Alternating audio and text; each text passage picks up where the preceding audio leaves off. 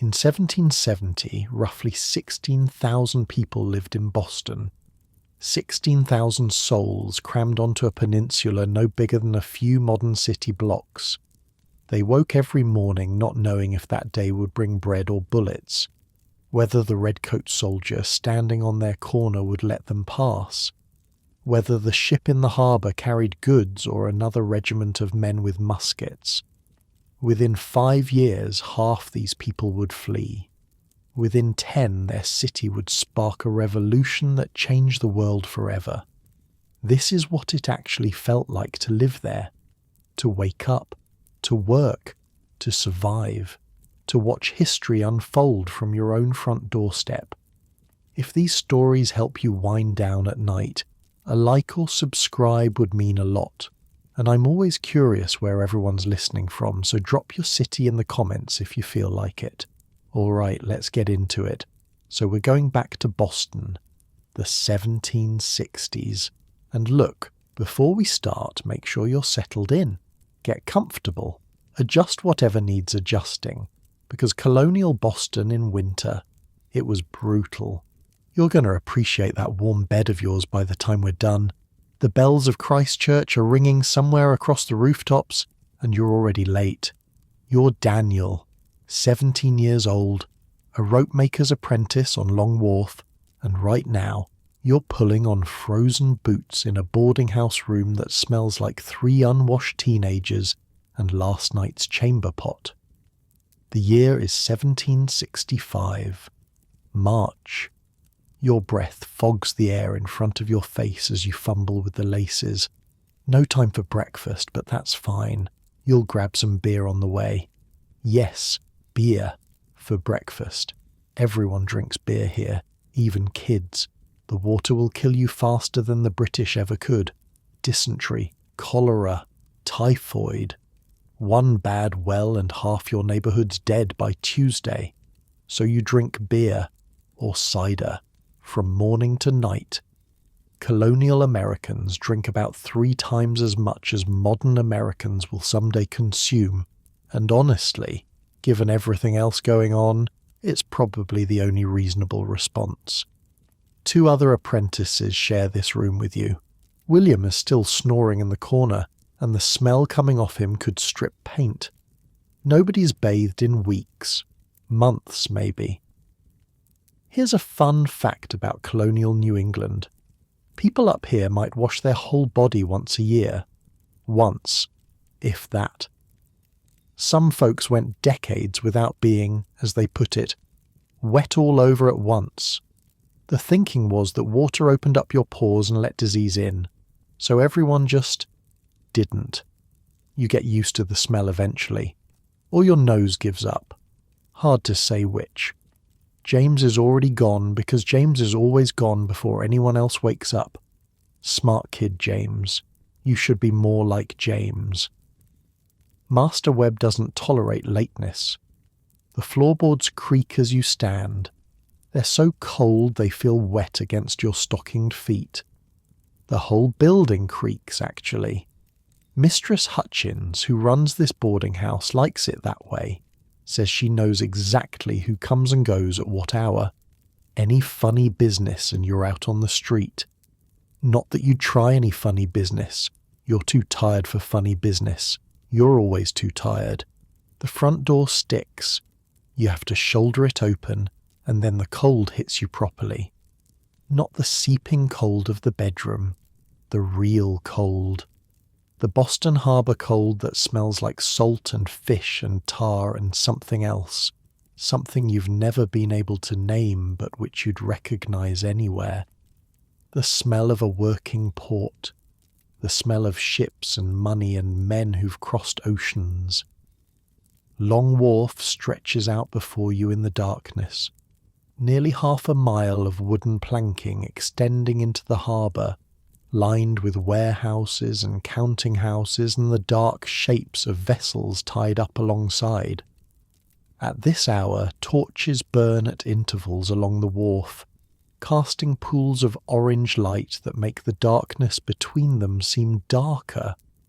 Men are already moving, Sailors and dock workers and customs officials and the 1,000 other people it takes to keep a port running. And soldiers. You see them immediately. Red coats visible even in the dim light. A patrol of 4 walking along the wharf with their muskets shouldered, their breath steaming. They've been here for a few months now, these redcoats, sent from England to keep order, they say, to enforce the new taxes, to remind Boston who's in charge. Nobody likes them.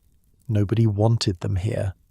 2 years ago there weren't any soldiers in Boston at all, and life was simpler. Now they're everywhere, in the streets, in the taverns, outside the churches on Sunday.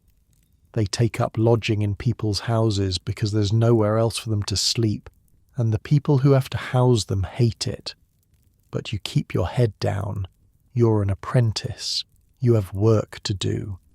Politics is for men with time and money, and you have neither.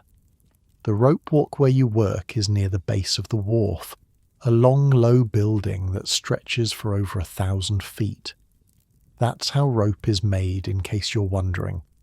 You take hemp fibres and you twist them, and then you twist those twists together, and then you twist those twists together again, over and over until you have something strong enough to hold a ship at anchor in a storm.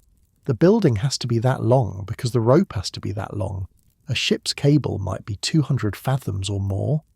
It's hard work. That's the first thing people don't understand about rope making. They think it's just standing around twisting fibres. It's not. It's walking. Miles and miles of walking back and forth down the rope walk, keeping the twist even, keeping the tension right. Your legs ache by noon.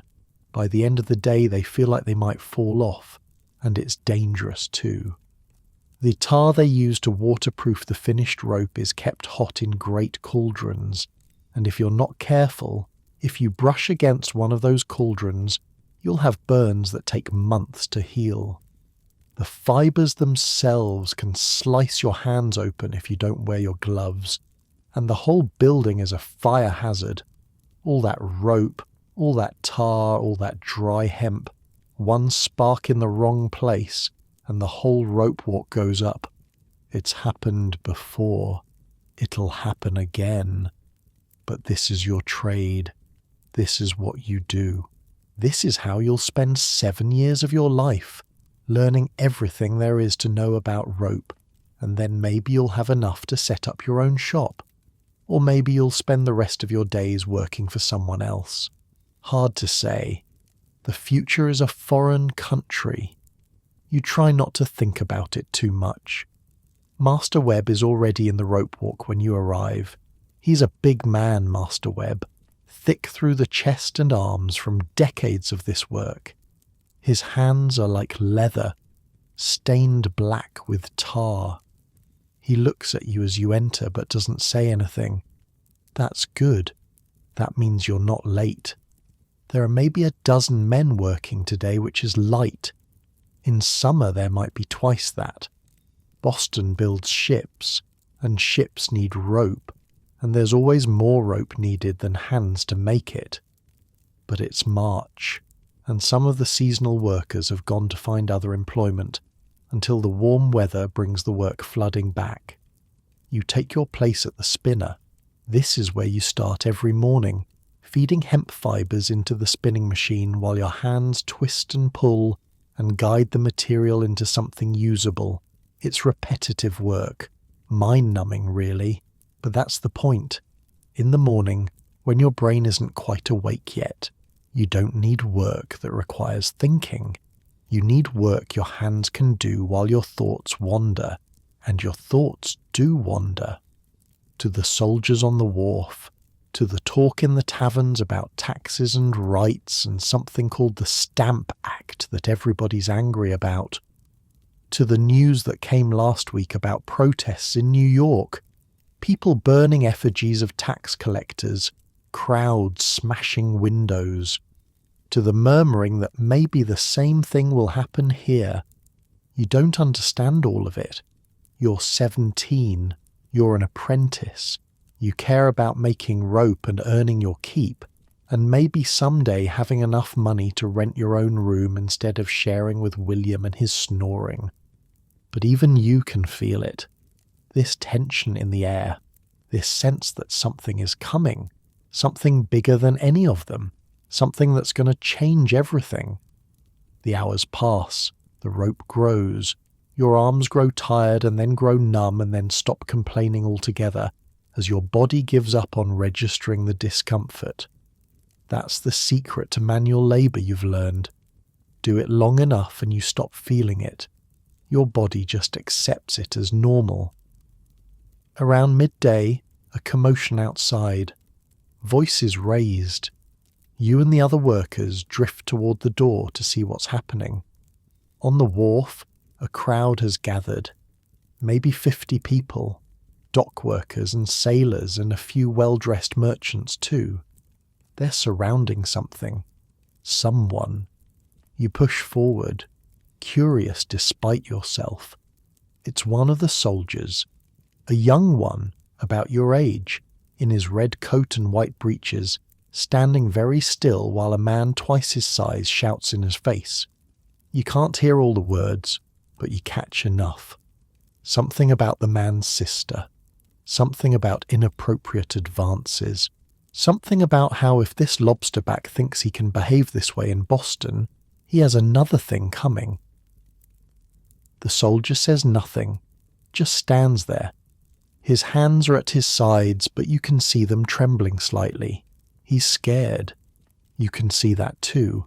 He's a kid, just like you, and he's far from home, and 50 angry colonists are screaming at him, and his patrol mates are nowhere to be seen. For a moment, you feel something like sympathy. Then you remember the way the soldiers swagger through the streets, the way they take what they want from shops and don't always pay for it, the way one of them knocked old William Garrett to the ground last week just for walking too slowly past him. The sympathy fades, but the situation doesn't escalate, not today. A merchant steps forward, says something calming, and slowly the crowd disperses. The soldier hurries away, looking back over his shoulder, his face pale. You go back to work. The rope keeps spinning. The hours keep passing. By evening your hands are raw and your back aches and you smell like tar and sweat. But you're done for the day. Master Webb pays you your wages in coin, a few pennies that jingle in your pocket as you walk back toward Mistress Hutchins' boarding house. The streets are busy now, the evening crowd out to drink and gossip and forget about their own long days. You pass the Green Dragon Tavern on Union Street and hear laughter spilling out into the night. For a moment you consider going in. A mug of ale would be nice, but ale costs money, and money is something you're trying to save. So you walk on through the narrow streets of Boston's North End, past houses pressed so close together you can hear arguments through the walls, past shops with their shutters closed for the night, past the stocks near the meeting house where they put people who break the Sabbath or drink too much or talk back to their betters. You've seen men stand there all day while neighbours throw rotten vegetables at them. Seen women with their tongues clamped in iron bridles for gossiping. Saw a man get his ears nailed to the wood once for counterfeiting. Nailed. Then cut off when his time was done. This city doesn't mess around. Past the shadow of the old North Church rising against the stars, it's quieter here. Away from the harbour, away from the taverns. Just the sound of your own footsteps on the cobblestones and the occasional bark of a dog. You think about the soldier again, the fear in his face. You think about the crowd, the anger that seemed to come from somewhere deep, somewhere beyond just this one incident. You think about what James said last night, about how his cousin heard that the Sons of Liberty are planning something big, something that will show the Crown that Boston won't be pushed around anymore. You don't know what any of it means. Not really. You're just a rope maker's apprentice. You wake up before dawn and work until dark and fall into bed exhausted and do it all again the next day. Politics happens somewhere above you, in rooms you'll never enter, between men who wear wigs and speak Latin and have never twisted a fibre of hemp in their lives. But you're starting to understand that it doesn't matter whether you understand it. Whatever's coming, it's coming for everyone. The merchants and the tradesmen and the apprentices and the slaves and the soldiers and the politicians. All of them. All of you. Something is building in this city. Something that hasn't got a name yet. Something that feels like the pressure before a thunderstorm. That heavy electric charge that makes the hair on your arm stand up. You reach Mistress Hutchins' house. The stairs creak as you climb them. William is already snoring. James is reading by candlelight, which is expensive, and you want to tell him to put it out, but you're too tired to argue. You pull off your shoes. You pull off your stockings. You lie down on your straw mattress and pull the thin wool blanket up to your chin and stare at the darkness where the ceiling should be. Tomorrow you'll wake up before dawn again. You'll walk to the rope walk. You'll spin hemp until your fingers bleed. You'll watch the soldiers and the crowds and the tension that never quite explodes but never quite fades either. Tomorrow you'll do what you always do, what everyone in Boston does. You'll survive. And surviving here is no small thing. 4 out of 10 children don't make it to age 6. 4 out of 10. That's not a typo. Your mother had 7 kids. 3 of them died before they could walk. You don't talk about it. Nobody talks about it. It's just how things are. Death is as common as breakfast here, which, speaking of, you still haven't had. The bells of Christchurch sound midnight somewhere in the distance. You close your eyes. Sleep comes slowly, the way it always does. Your thoughts drift like ships in the harbour, bumping against each other, finding their anchor points, settling into stillness. You think about home. You think about your mother. You think about the smell of rope and tar and salt water, which is the smell of your whole life now, which is the smell you'll probably carry to your grave. The room grows warmer, or maybe you're just getting used to the cold. The straw beneath you stops feeling so lumpy. William's snoring fades into background noise, rhythmic as waves against a hull. In the darkness, Boston sleeps. 16,000 people in their beds, in their dreams, in that quiet space between one day and the next. The soldiers sleep in their barracks. The sailors sleep in their hammocks. The merchants sleep in their feather beds. And the slaves sleep in their quarters. And somewhere, in a tavern that won't close for hours yet, men are still talking in low voices about liberty and rights, and what they're willing to do to keep them. But you don't know about any of that. You're 17 years old. You're a rope maker's apprentice. And right now, all you know is the weight of your own exhaustion, the softness of the darkness, the gentle pull of sleep drawing you down like an anchor finding the bottom of the harbour. Tomorrow will come, it always does, but for now, there's only this. 5 months later and Boston is a different city. It's August now, hot. The kind of humid, sticky August heat that makes the whole town smell worse than usual.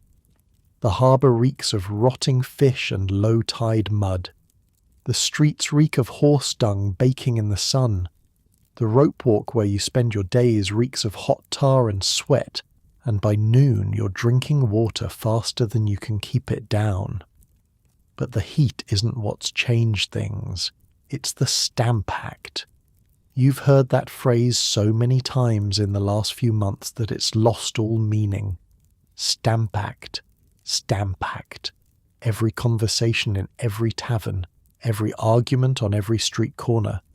The Crown has decided that every piece of paper in the colonies needs a special stamp. Newspapers, legal documents, playing cards, marriage licenses. And these stamps, they cost money. Money that goes straight back to England. People are angry. Not the quiet, grumbling kind of angry that fades after a few ales. This is something else. This is the kind of angry that makes men do stupid things. You find this out on August 14th. The morning starts normal enough. You wake up with the bells, same as always. Pull on your clothes, same as always. Walk down to Long Wharf through streets that are already busy with merchants and sailors and the usual chaos of a port town waking up. The harbour is crowded with ships, their masts sticking up like a forest of bare trees against the morning sky. You count maybe 40 vessels at anchor today, which is good. More ships means more rope needed. But something feels off. You can't put your finger on it at first. Just this prickle at the back of your neck. People walking a little faster than usual. Conversation stopping when strangers pass by. That feeling you get when everyone knows something you don't. At the rope walk, Master Webb is in a foul mood. He barks orders and snaps at anyone who moves too slow, which is not like him. Usually he's gruff but fair. Today he seems wound tight as one of his own cables. Around mid-morning, James appears at your elbow. He's supposed to be working the far end of the walk, but here he is, eyes bright with something that looks like excitement. "You hear about the tree?" he asks, keeping his voice low. "What tree?" "The big elm. Down on Orange Street near the corner of Essex. Someone hung something from it last night." You don't understand what he's talking about, and your face must show it, because James grabs your arm and pulls you toward the door. "Come on. You need to see this. Webb will kill us." "Webb won't notice. Half the workers are already gone. Haven't you looked around?" You look around. He's right. The rope walk, which should have a dozen men working, has maybe 5. The others have slipped away while you weren't paying attention. So you go. You and James, walking fast through the crowded streets, past Faneuil Hall where the market sellers are doing brisk trade, past the old State House with its lion and unicorn perched on the roof like they own the place, past shops and counting houses and a group of redcoats who watch you pass with hard eyes but don't stop you. The crowd gets thicker as you get closer to Orange Street. By the time you reach the corner of Essex, you can barely push through. Must be 200 people here, maybe more, all of them staring up at the same thing. It's an elm tree, a big one, maybe 100 years old, its branches spreading wide over the street, and hanging from one of those branches, swinging gently in the hot August breeze, is a body. Your stomach drops. You've seen dead men before. Sailors pulled from the harbour, bloated and blue, a dock worker crushed by a falling crate. But this is different. This is a hanging. This is... James is laughing. "It's not real," he says, seeing your face. "Look closer." You look closer, and you see what he means. It's not a body, it's an effigy. A stuffed dummy dressed in fine clothes, with a face painted on a sack and a sign hung around its neck. The sign reads, A.O. "Andrew Oliver," James explains. "He's supposed to be the stamp distributor, the man who's going to collect all those taxes of the crown." "They hung a dummy of him?" "Someone did. Last night. Nobody knows who." James grins. "Well, somebody knows. But nobody's talking." You stare up at the effigy. Someone's added a boot to it with the initials of another hated official. Someone else hung a sign that reads, "He that takes this down is an enemy to his country." And here's the thing, nobody takes it down. Not the sheriff, who shows up and takes one look at the crowd and quietly leaves. Not the governor's men. Not anyone. The whole British Empire, the most powerful force on earth, and they can't remove a stuffed dummy from a tree because a bunch of angry colonists are standing around glaring at them. That's when you start to understand something. They need us to cooperate, and we're done cooperating. You stare up at the effigy, swaying in the breeze, and you feel something strange in your chest. Fear, maybe. But also something else. Something that feels a little like excitement, like standing at the edge of a cliff and looking down. People around you are talking, laughing, pointing up at the dummy. Someone starts a chant. No stamps. No stamps. Others take it up. The sound swells until it fills the street, bouncing off the buildings, loud enough to be heard halfway across Boston. No stamps. No stamps. You find yourself mouthing the words, not shouting them, not yet, but mouthing them, tasting them.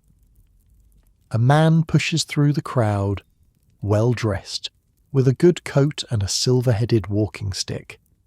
He stares up at the effigy with a look on his face that you can't quite read. Disgust, maybe, or fear, or both. "This is treason," he says, loud enough for people around him to hear. "You'll all hang for this." Someone laughs. Someone else throws something, a piece of rotten fruit maybe, and it splatters against the man's good coat. He stumbles backward, shocked, and the crowd closes around him for a moment before he manages to fight his way free and disappear down a side street. The laughter gets louder. The chanting gets louder. And you realise, standing there in the August heat with sweat running down your back and the sound of rebellion ringing in your ears, that something has shifted. Something has broken loose. Boston has taken a step that can't be taken back. You and James stay until noon, watching. More people arrive. The crowd swells to maybe 500, then more. A few men climb the tree and add a boot to the effigy, painted with the initials of a hated tax collector. Someone else hangs a sign that says, "He that takes this down is an enemy to his country," and nobody takes it down. Not the sheriff who shows up around midday and takes one look at the crowd and quietly leaves. Not the governor's men who are conspicuously absent. Not the redcoats who seem to have vanished from this part of town entirely. The tree stands, the effigy swings, and Boston holds its breath. By afternoon, you're back at the rope walk, pretending you never left. Master Webb knows better. He can see it in your face, probably, but he doesn't say anything. Maybe because half his workers were at that tree too. Maybe because he was thinking about going himself.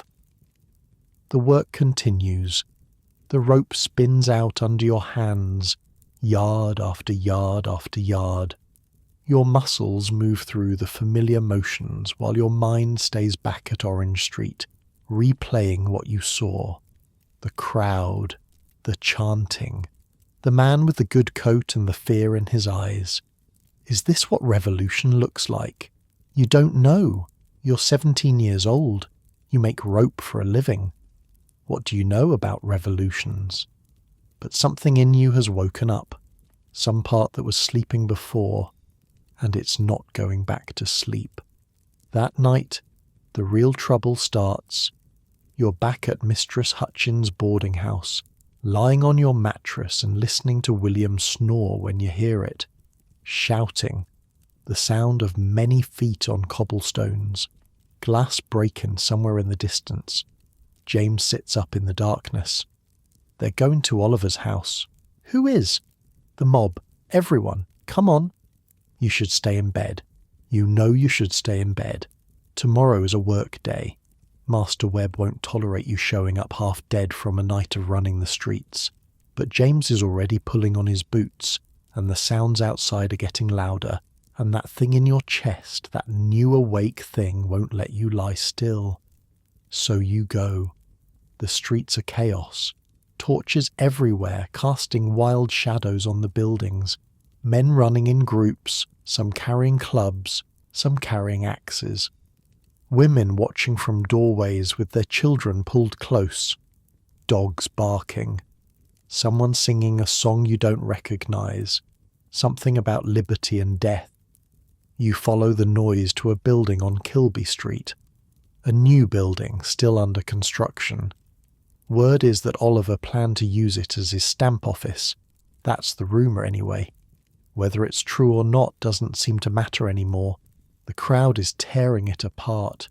You watch, stunned, as men attack the building with axes and hammers in their bare hands. Wood splinters, glass shatters. The frame groans and then gives way, collapsing in a cloud of dust while the crowd roars its approval. And then someone shouts, "To Oliver's house! To his house!" The mob surges forward. You're swept along with it, pushed and pulled by bodies you can't see, carried through streets you barely recognize in the darkness and the torchlight. James is somewhere beside you, his face lit orange by the flames, his eyes wide and wild. This is madness. This is absolute madness. And you can't stop. You don't want to stop. Oliver's house is a fine one down near Fort Hill. By the time the mob arrives, the man himself has fled. Smart of him. Because what happens next isn't pretty. They start with the windows, every pane of glass smashed. Then the door, battered in with a log that must have taken 20 men to carry. Then they're inside, and you can hear crashes and screams and laughter echoing out into the night.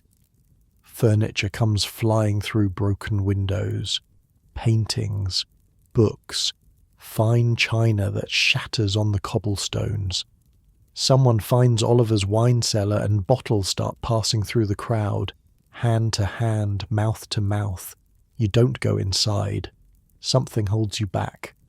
Some last shred of the boy who just wants to make rope and earn his keep and stay out of trouble. You stand in the street and watch, and feel your heart pounding like it's trying to escape your chest. A man stumbles out of the house wearing one of Oliver's wigs, doing an exaggerated bow while the crowd howls with laughter. Another man follows carrying a portrait, holds it up for everyone to see, then throws it on a fire that's been started in the middle of the street. The flames leap. The crowd cheers. Someone's found Oliver's wine cellar and is passing bottles around. A woman near you is wearing what looks like one of Mrs. Oliver's dresses, twirling in the firelight like she's at a ball. It's chaos. It's madness. It's also, you realise with a chill, extremely well organised. Nobody's looting the silverware. Nobody's taken anything valuable. They're destroying it, burning it, making a point. This isn't a robbery. It's a message. And somewhere in the city, church bells start ringing. Not for a fire, not for a funeral, for something new. Something that doesn't have a name yet. By dawn, it's over. The mob melts away as the first grey light creeps over the harbour. Men who were screaming for blood a few hours ago walk quietly home to their wives and children, their faces tired, their hands dirty. You make it back to Mistress Hutchins' place just as the bells ring for morning. No sleep. Your eyes burn. Your throat is raw from smoke and shouting. But you have to work. If you don't work, you don't eat. So you wash your face in cold water, pull on your work clothes, and walk down to the rope walk like nothing happened. Master Webb looks at you when you arrive, looks at the soot on your face that you didn't quite get off, looks at the redness in your eyes. He opens his mouth like he's going to say something, then he closes it again, nods toward the spinner, and you get to work. The rope doesn't care about revolutions. The rope just needs to be twisted yard after yard, same as yesterday, same as tomorrow. Your hands know what to do. Your body moves through the motions, and your mind drifts back to the night before. The shouting, the fire, the portrait curling and blackening in the flames. Is this the beginning, or is this the end of something? You don't know. You're too tired to know.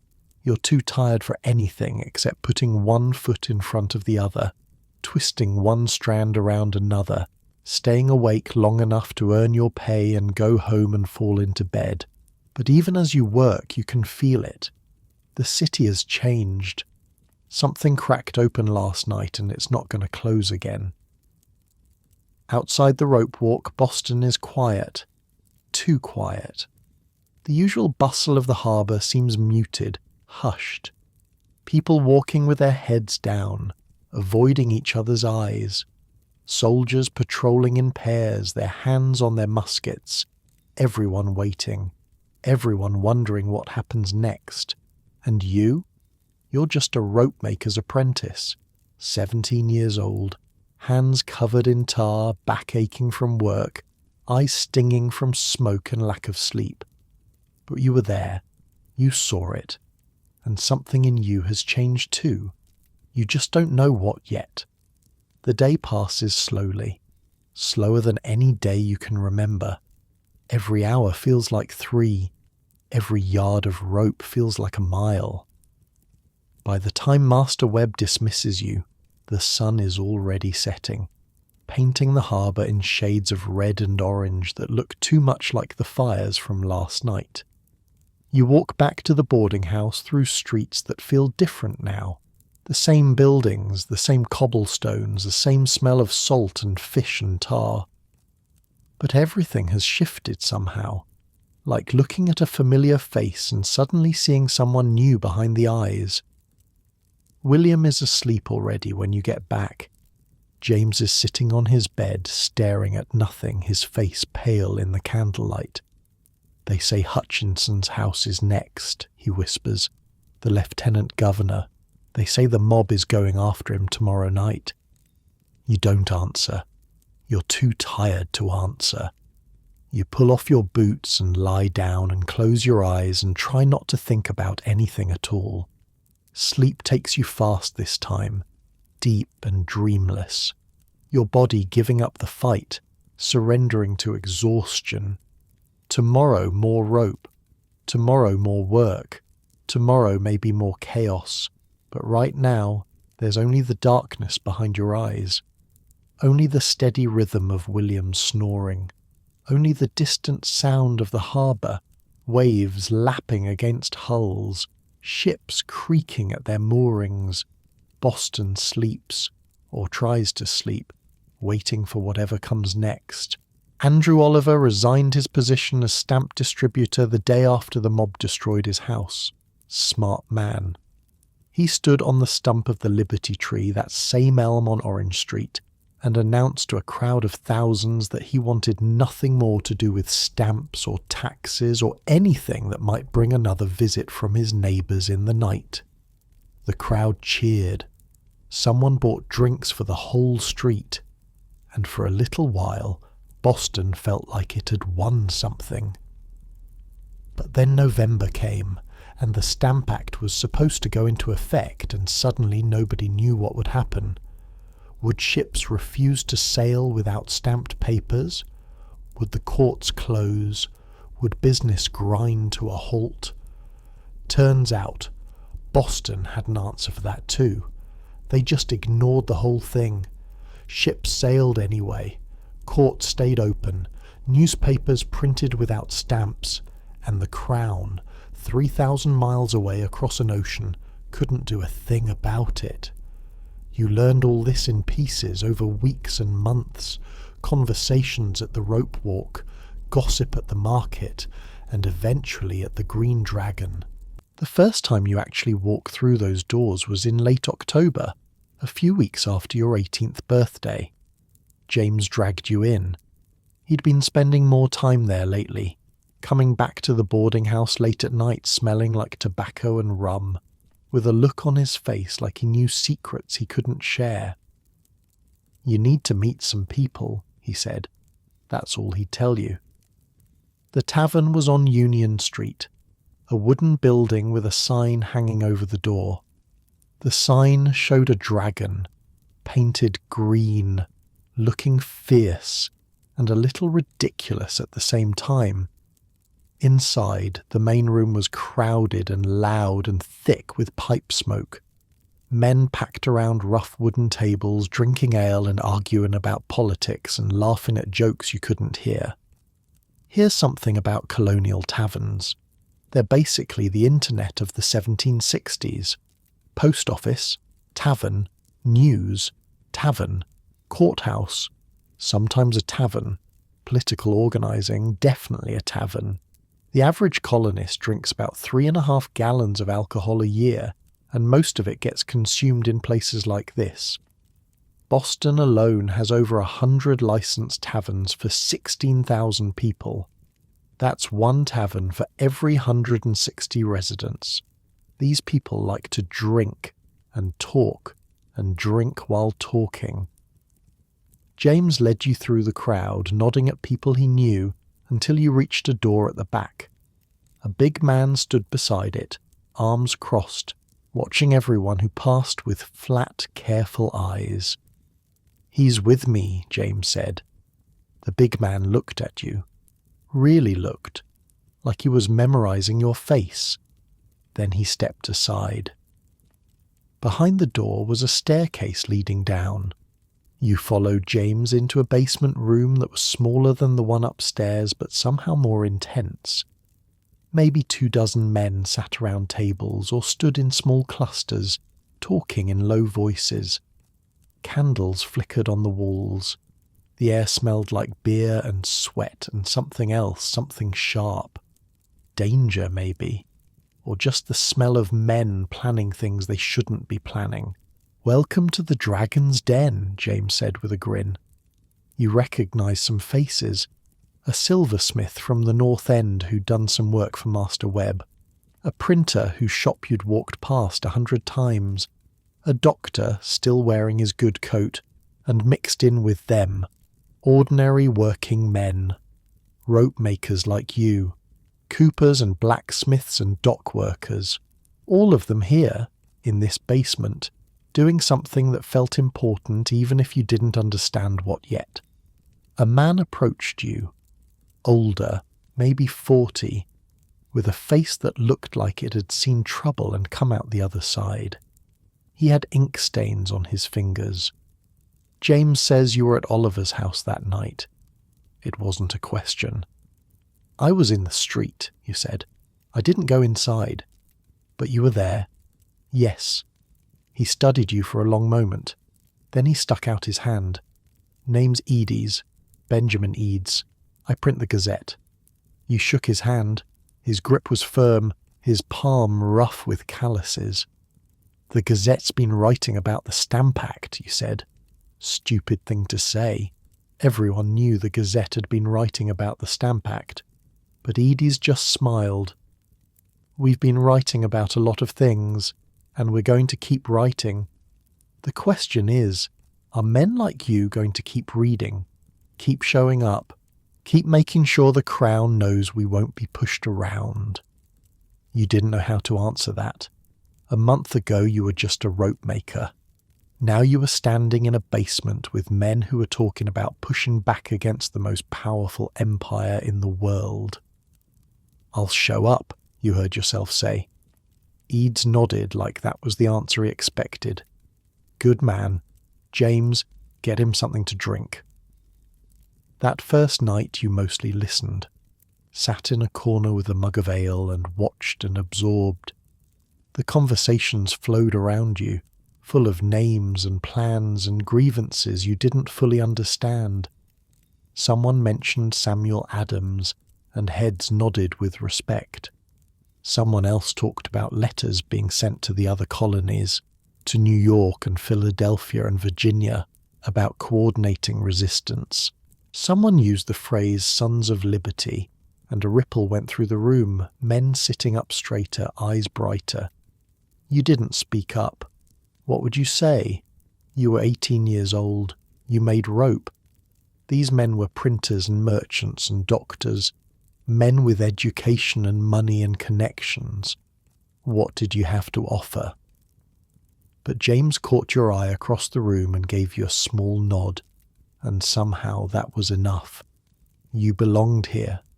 You didn't know why yet, but you belonged. The months that followed were strange ones. On the surface, nothing changed. You still woke up before dawn, still walked to the rope walk, still twisted hemp until your arms ached. Master Webb still barked orders. William still snored. The harbour still stank of fish and tar. But underneath, everything was different. 2 or 3 nights a week, you'd slip out of the boarding house after dark and make your way to the Green Dragon. Sometimes the basement was crowded, sometimes just a handful of men. You learned to recognize faces, to remember names. You learned the rhythms of resistance, the way information flowed from one trusted source to another, the careful dance of who knew what and who could be told. You learned that the Sons of Liberty weren't just one group. They were everywhere, in every colony.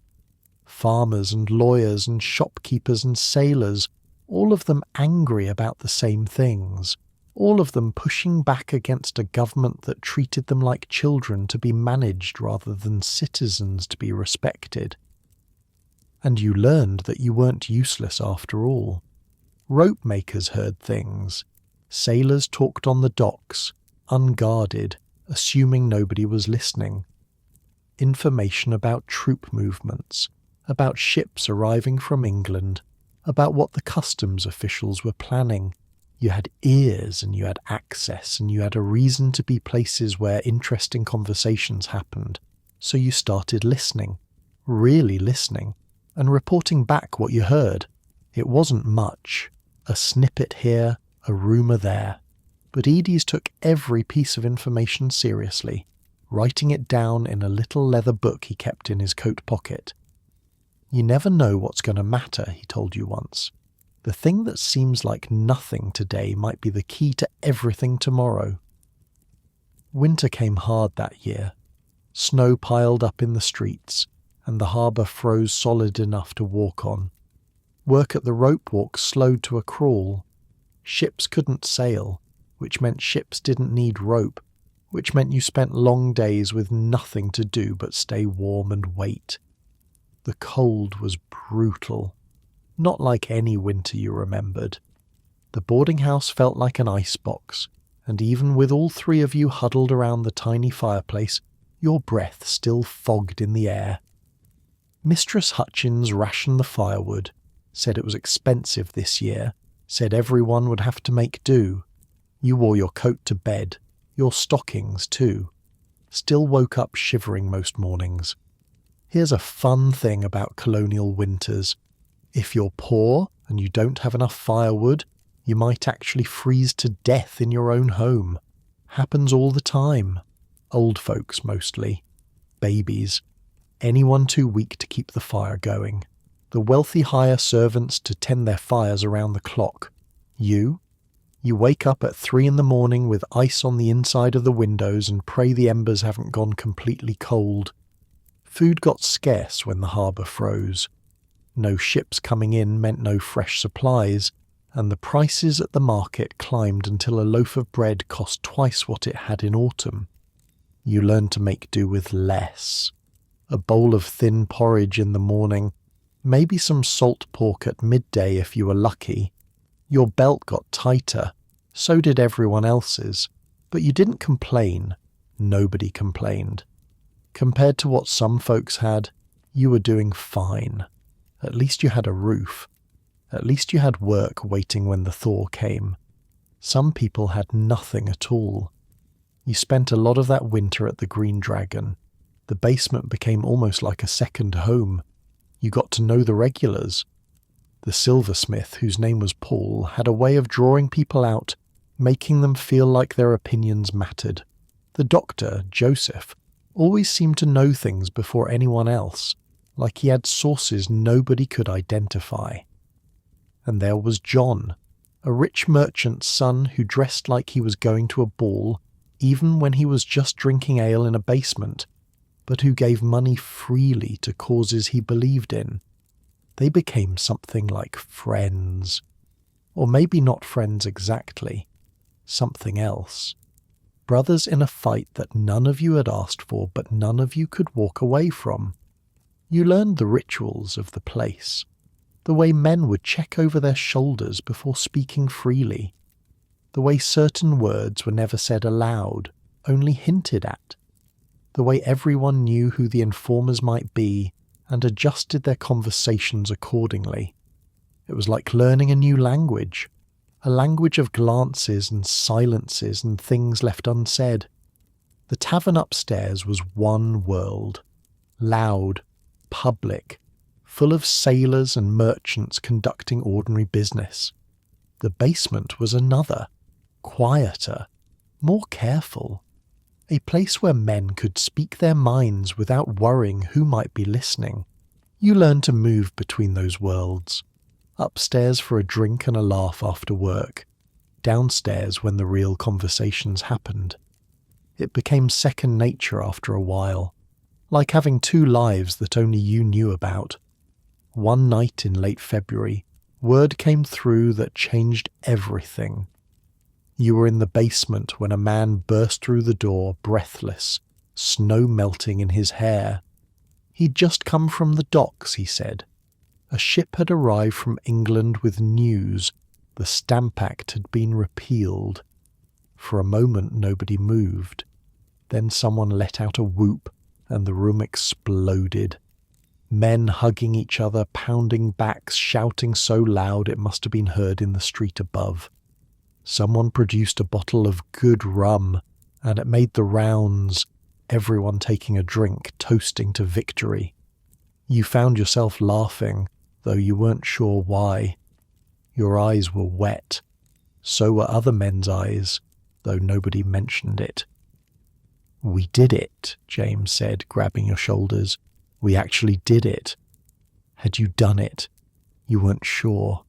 You'd made rope and listened at the docks and sat in a basement drinking ale while other men made plans. But maybe that was enough. Maybe that was what resistance looked like. Not just the big gestures, the mobs and the riots and the effigies swinging from trees, but the small things too. The showing up, the refusing to go along quietly, the being part of something bigger than yourself. The celebration went on until dawn. By the time you stumbled back to the boarding house, the sun was coming up over the harbour, painting the snow pink and gold.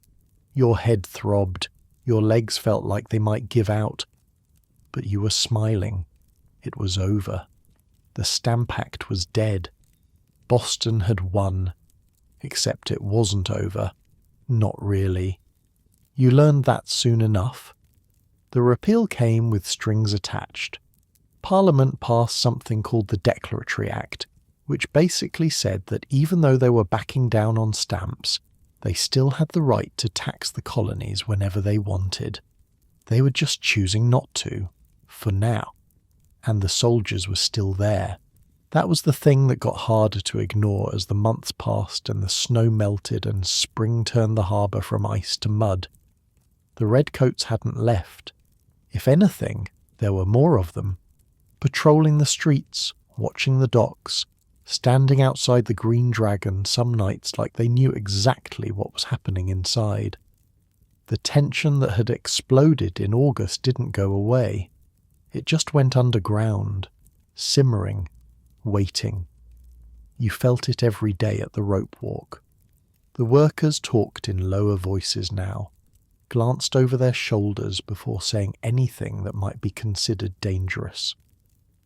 A man named Patrick got into an argument with a soldier over a card game and ended up with a broken nose. A shop owner on King Street had his windows smashed after someone accused him of being a loyalist. Boston was a city holding its breath, everyone waiting for the next thing to happen, nobody knowing what that thing would be. At the Green Dragon, the conversations grew more serious, less celebration, more planning. What would they do if Parliament passed another tax?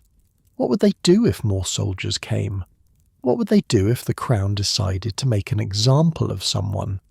You sat in those meetings and listened and felt something heavy settling in your chest.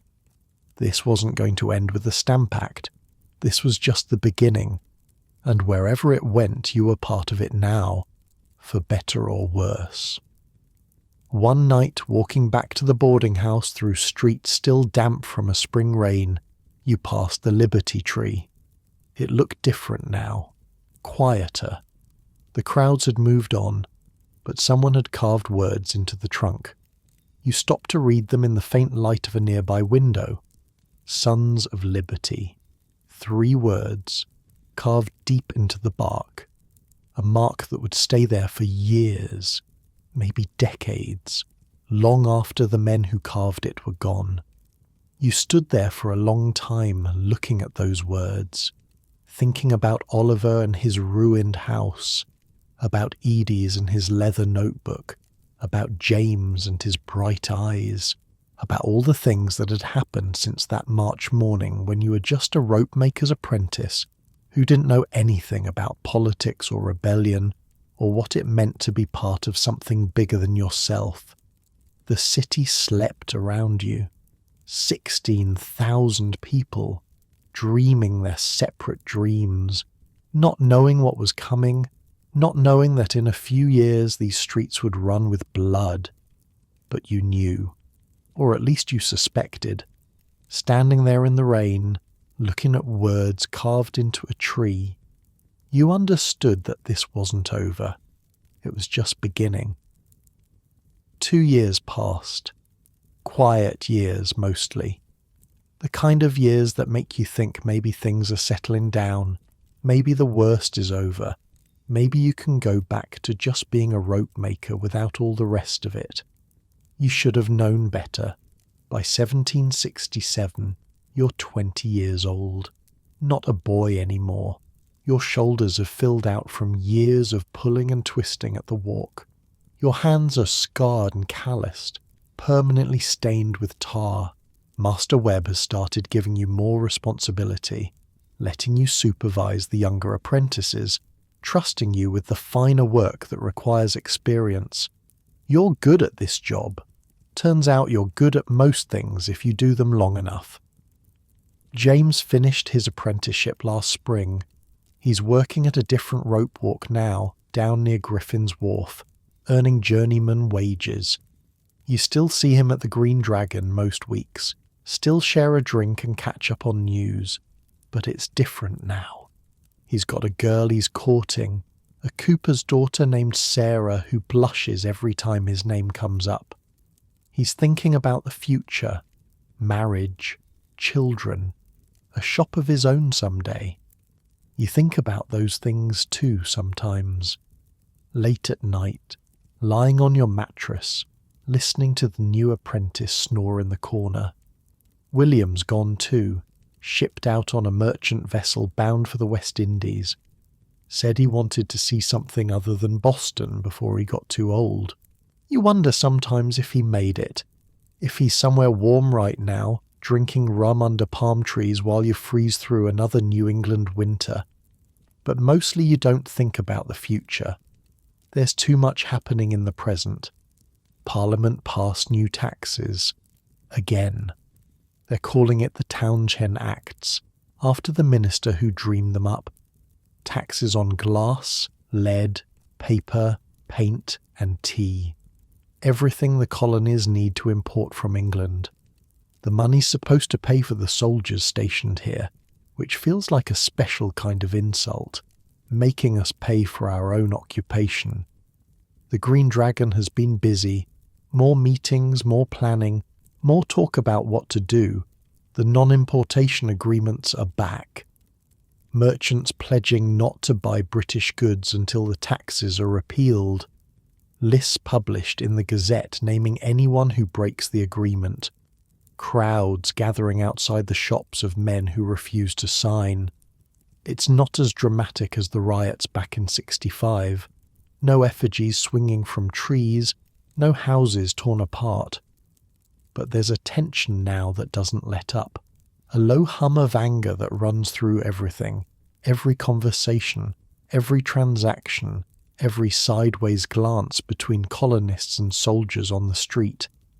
And there are more soldiers now. A lot more.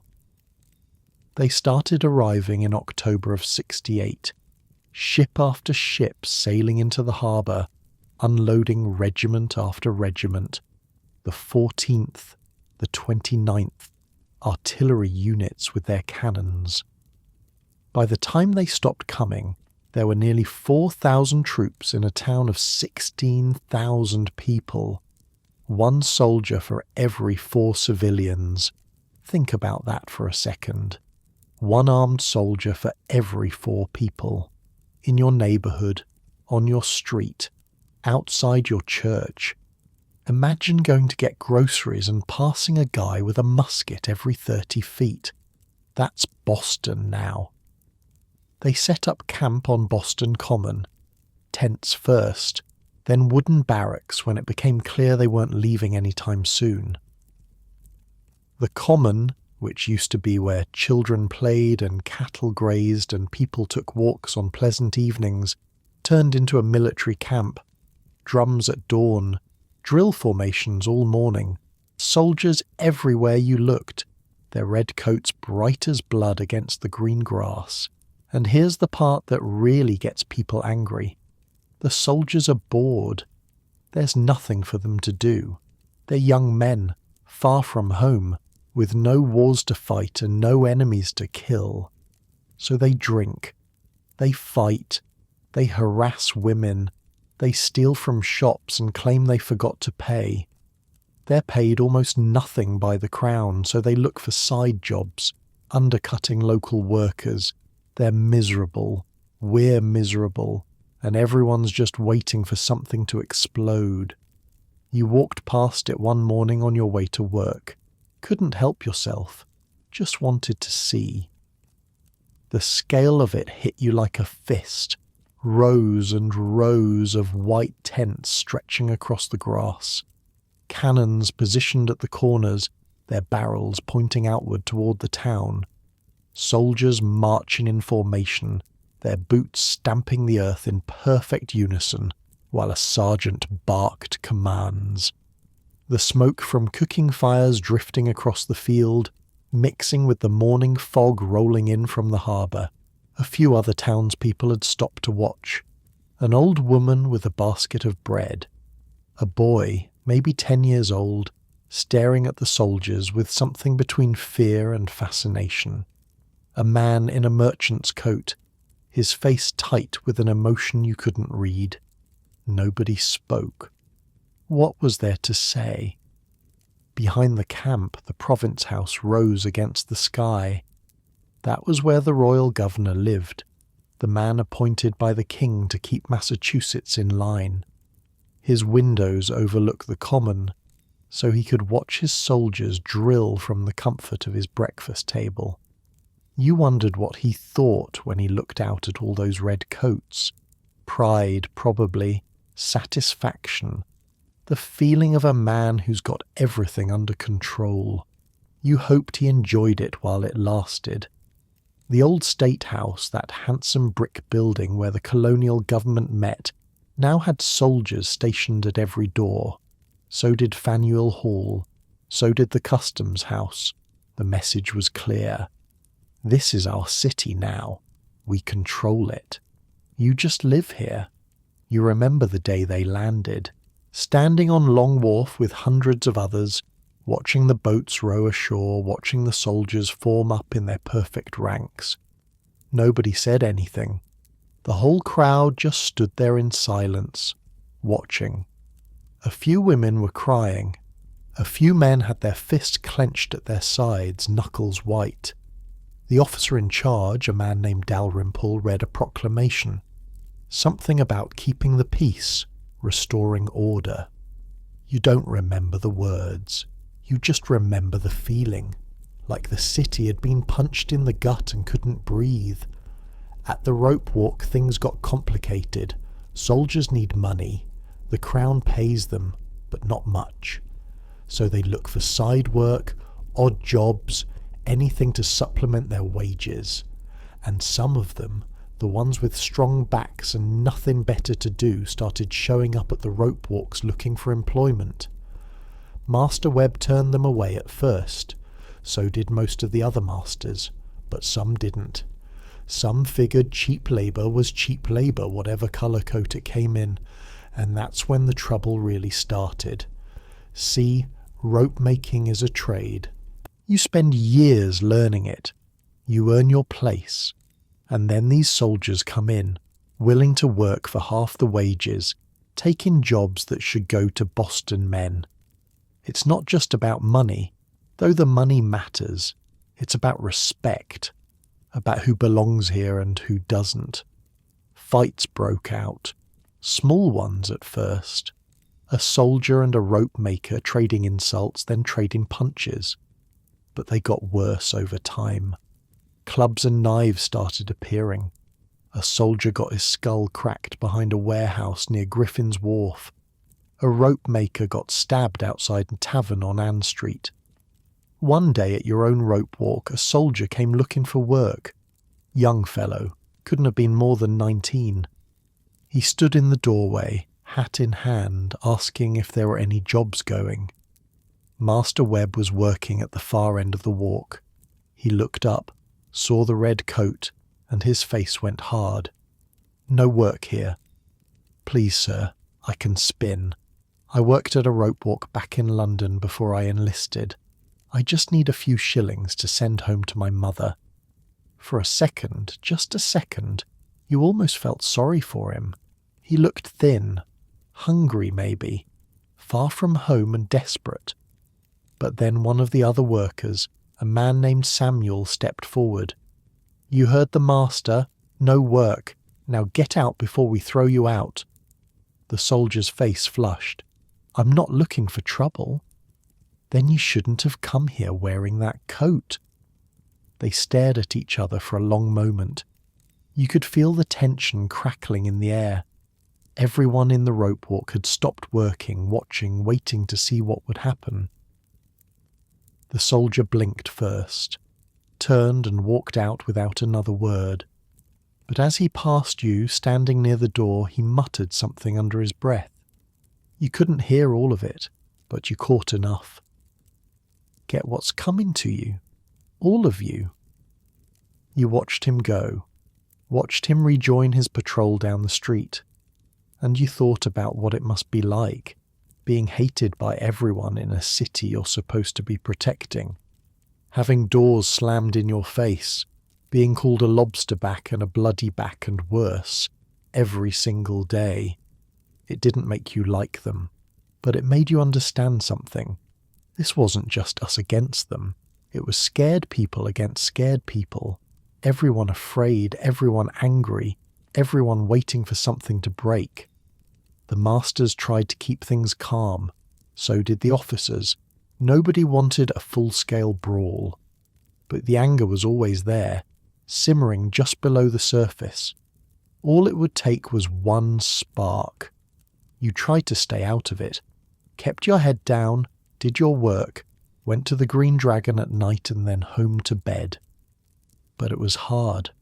The soldiers were everywhere, in the streets, in the taverns, outside the churches.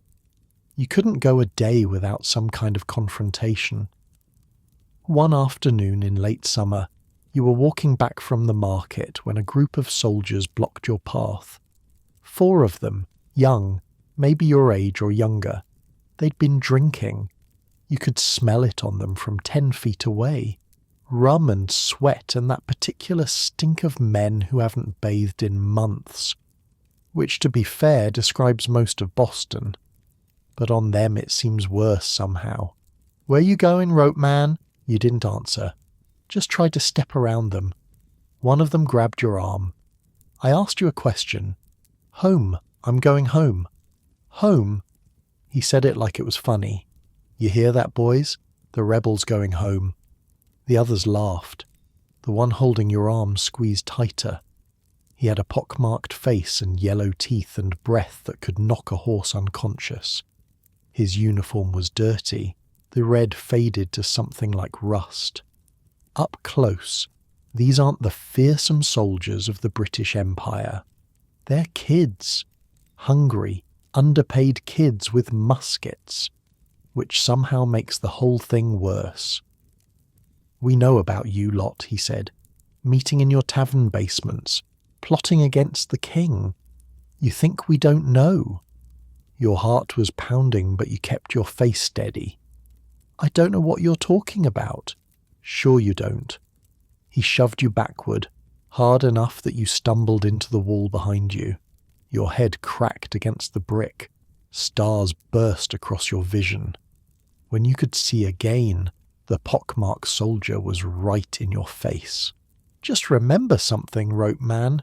We're not going anywhere. This is our city now. Best get used to it." They walked away laughing. You stood there for a long moment, your back against the wall, your hands shaking with rage you couldn't do anything about. Blood trickled down the back of your neck where your head had hit the bricks. A woman passing by gave you a sympathetic look but didn't stop. Nobody stopped. Stopping meant getting involved. Getting involved meant trouble. You touched the back of your head. Your fingers came away red. Not a lot of blood, but enough. That night at the Green Dragon, you told Eads what happened. He listened without interrupting, his face grim. "It's going to get worse before it gets better," he said when you finished. "They want us to strike first, give them an excuse to crack down even harder. So what do? We wait, we watch, we keep our heads." He put a hand on your shoulder. "And we don't give them what they want." It was good advice. You tried to follow it. But every day it got harder.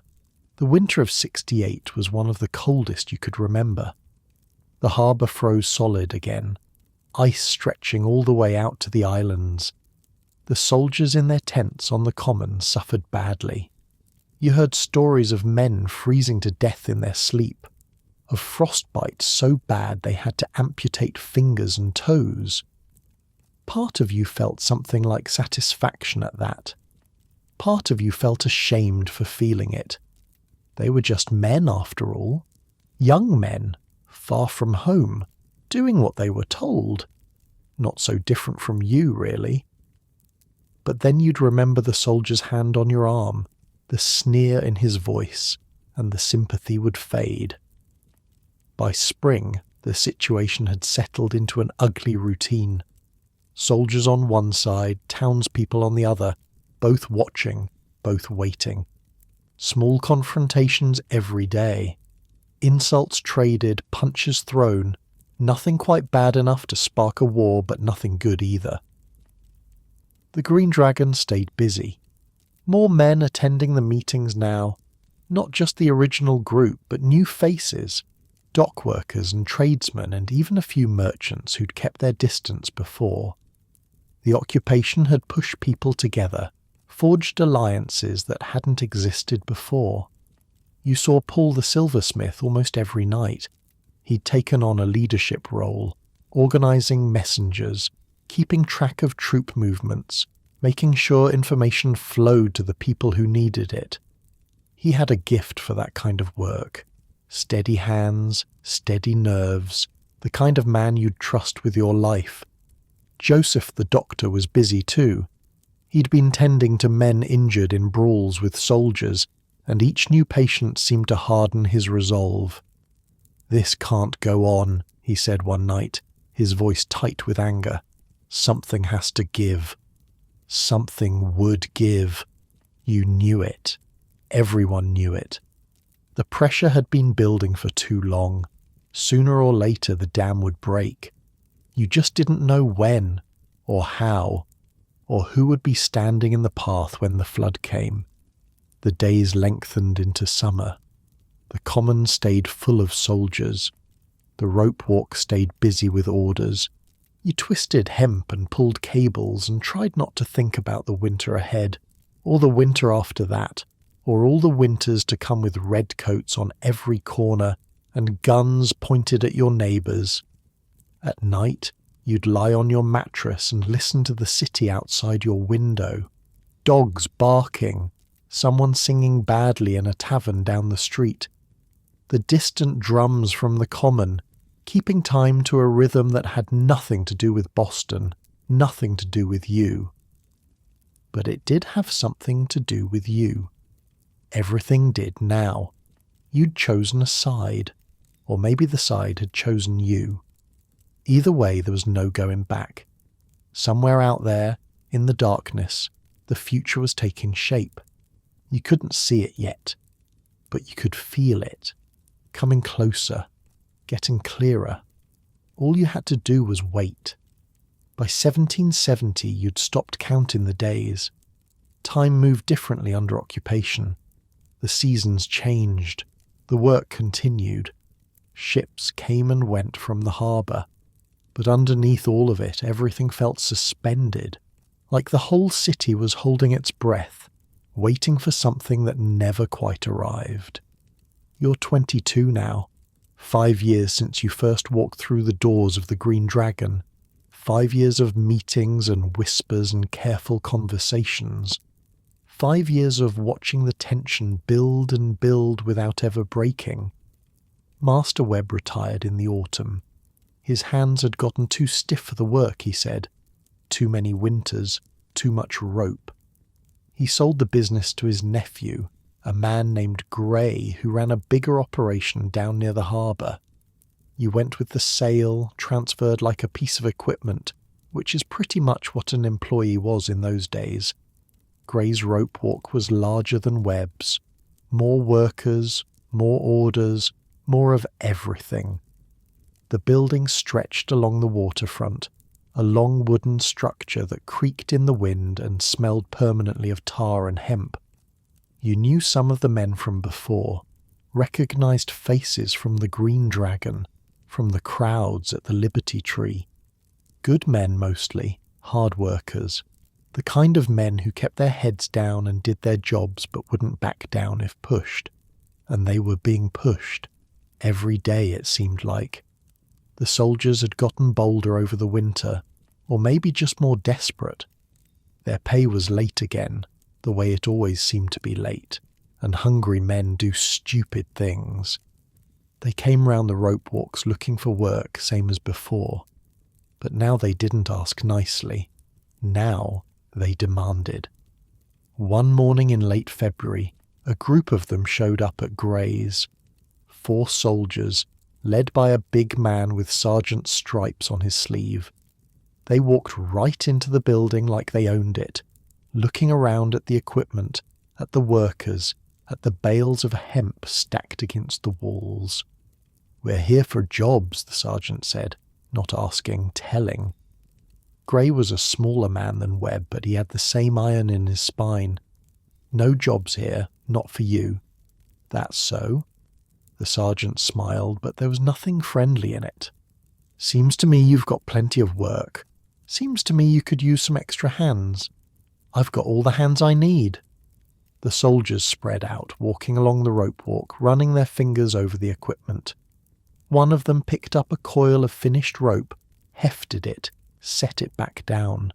Another kicked at a bale of hemp like he was testing it. "Nice place you've got here," the sergeant said. "Be a shame if something happened to it." Nobody moved. Nobody spoke. You could hear the harbour outside, the cry of gulls, the creak of ships at anchor. Everything else was silent. Gray's voice was steady when he answered. "Are you threatening me, Sergeant?" "Threatening? No, sir, just making an observation." The sergeant's smile got wider. "A lot of things can happen to a building like this. Accidents, fires.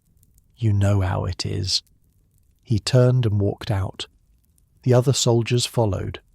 Nobody said anything until they were gone, until their footsteps had faded down the street. Then Gray looked around at his workers, at you, at all the men standing there with clenched fists and tight jaws. "Back to work," he said quietly. "All of you, back to work." You went back to work. What else could you do? but something had shifted. You could feel it in the air, in the way men looked at each other, in the silence that had replaced the usual jokes and complaints. The sergeant's threat hung over everything like smoke. That night at the Green Dragon, the mood was dark. Word had spread about what happened at Gray's Rope Walk. Similar stories were coming in from all over town. Soldiers harassing shopkeepers, soldiers picking fights in taverns, soldiers stopping people in the street, demanding to see papers, asking questions that felt more like accusations. "They're trying to provoke us," Ida said. He looked tired, older than you remembered. "They want a fight. They want an excuse to crack down." "Maybe we should give them one," someone muttered from the back of the room. Eads shook his head. "That's exactly what they want. We can't be the ones who start this." "Then when does it end? How much are we supposed to take?" Nobody had an answer for that. 3 days later, Christopher Sider died. He was 11 years old, just a boy. 11. He'd been part of a crowd outside a shop on Middle Street, a shop owned by a man named Richardson, who'd been importing British goods in violation of the non-importation agreement. The crowd was throwing things at the shop. Stones, garbage, the usual. Richardson came out with a gun, said he was defending his property, said the crowd was going to tear the place apart. He fired into the crowd, into a crowd full of children. The ball hit Christopher in the chest. He fell in the street, blood spreading across his shirt, and by the time anyone could get him to a doctor, it was too late. 11 years old, died because he threw a rock at a window. Here's what gets me about this. Richardson was arrested. Good. He was tried. Good. He was convicted of murder. Great. Then the governor pardoned him. Let him go. Because apparently killing an 11-year-old isn't a crime if the 11-year-old was being disrespectful to a loyalist merchant. You want to know why the revolution happened? This is why. The funeral was 5 days later. You'd never seen anything like it. They started at the Liberty Tree. Thousands of people gathered there, packed so tight you could barely move. Men and women and children, rich merchants and poor labourers, everyone dressed in their darkest clothes, everyone silent. The coffin was small, too small. It sat on a cart decorated with banners that read, "The Fatal Effects of Arbitrary Government." The procession stretched for half a mile, maybe more. Some said 5,000 people marched. Others said closer to 10,000. In a city of 16,000, that's most of the population. Children walking alongside their parents, old men who hadn't left their homes in years. Everyone. And here's the thing about colonial funerals. They're usually an excuse to get drunk. Seriously. The family sets up a table, everyone views the body, and then you drink until you can't feel feelings anymore. It's tradition, but not this one. This one was silent. No drinking, no socializing. Just thousands of people walking through the streets of Boston, following the body of an 11-year-old boy and not saying a word. They buried him in the granary burying ground, near the graves of men who'd founded this city 100 years before.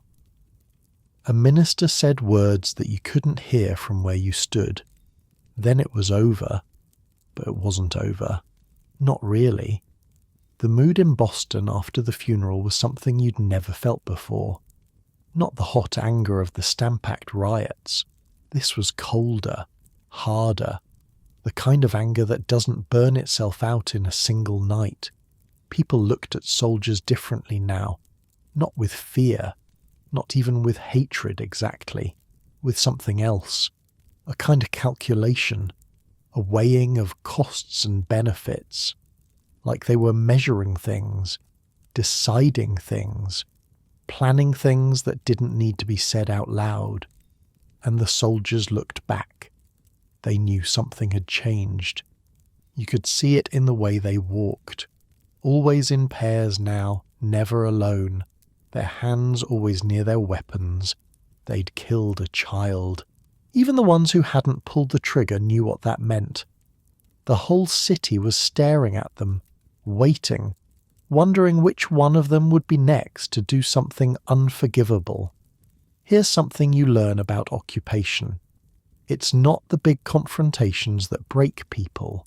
It's the small ones, the daily humiliations, the soldier who shoves you off the sidewalk because he can, the officer who stops you to check your papers when you're just trying to get home, the patrol that decides to search your pockets for no reason except that they're bored and you're there, day after day after day, until you can't remember what it felt like to walk through your own city without being afraid. The first week of March came in cold and grey.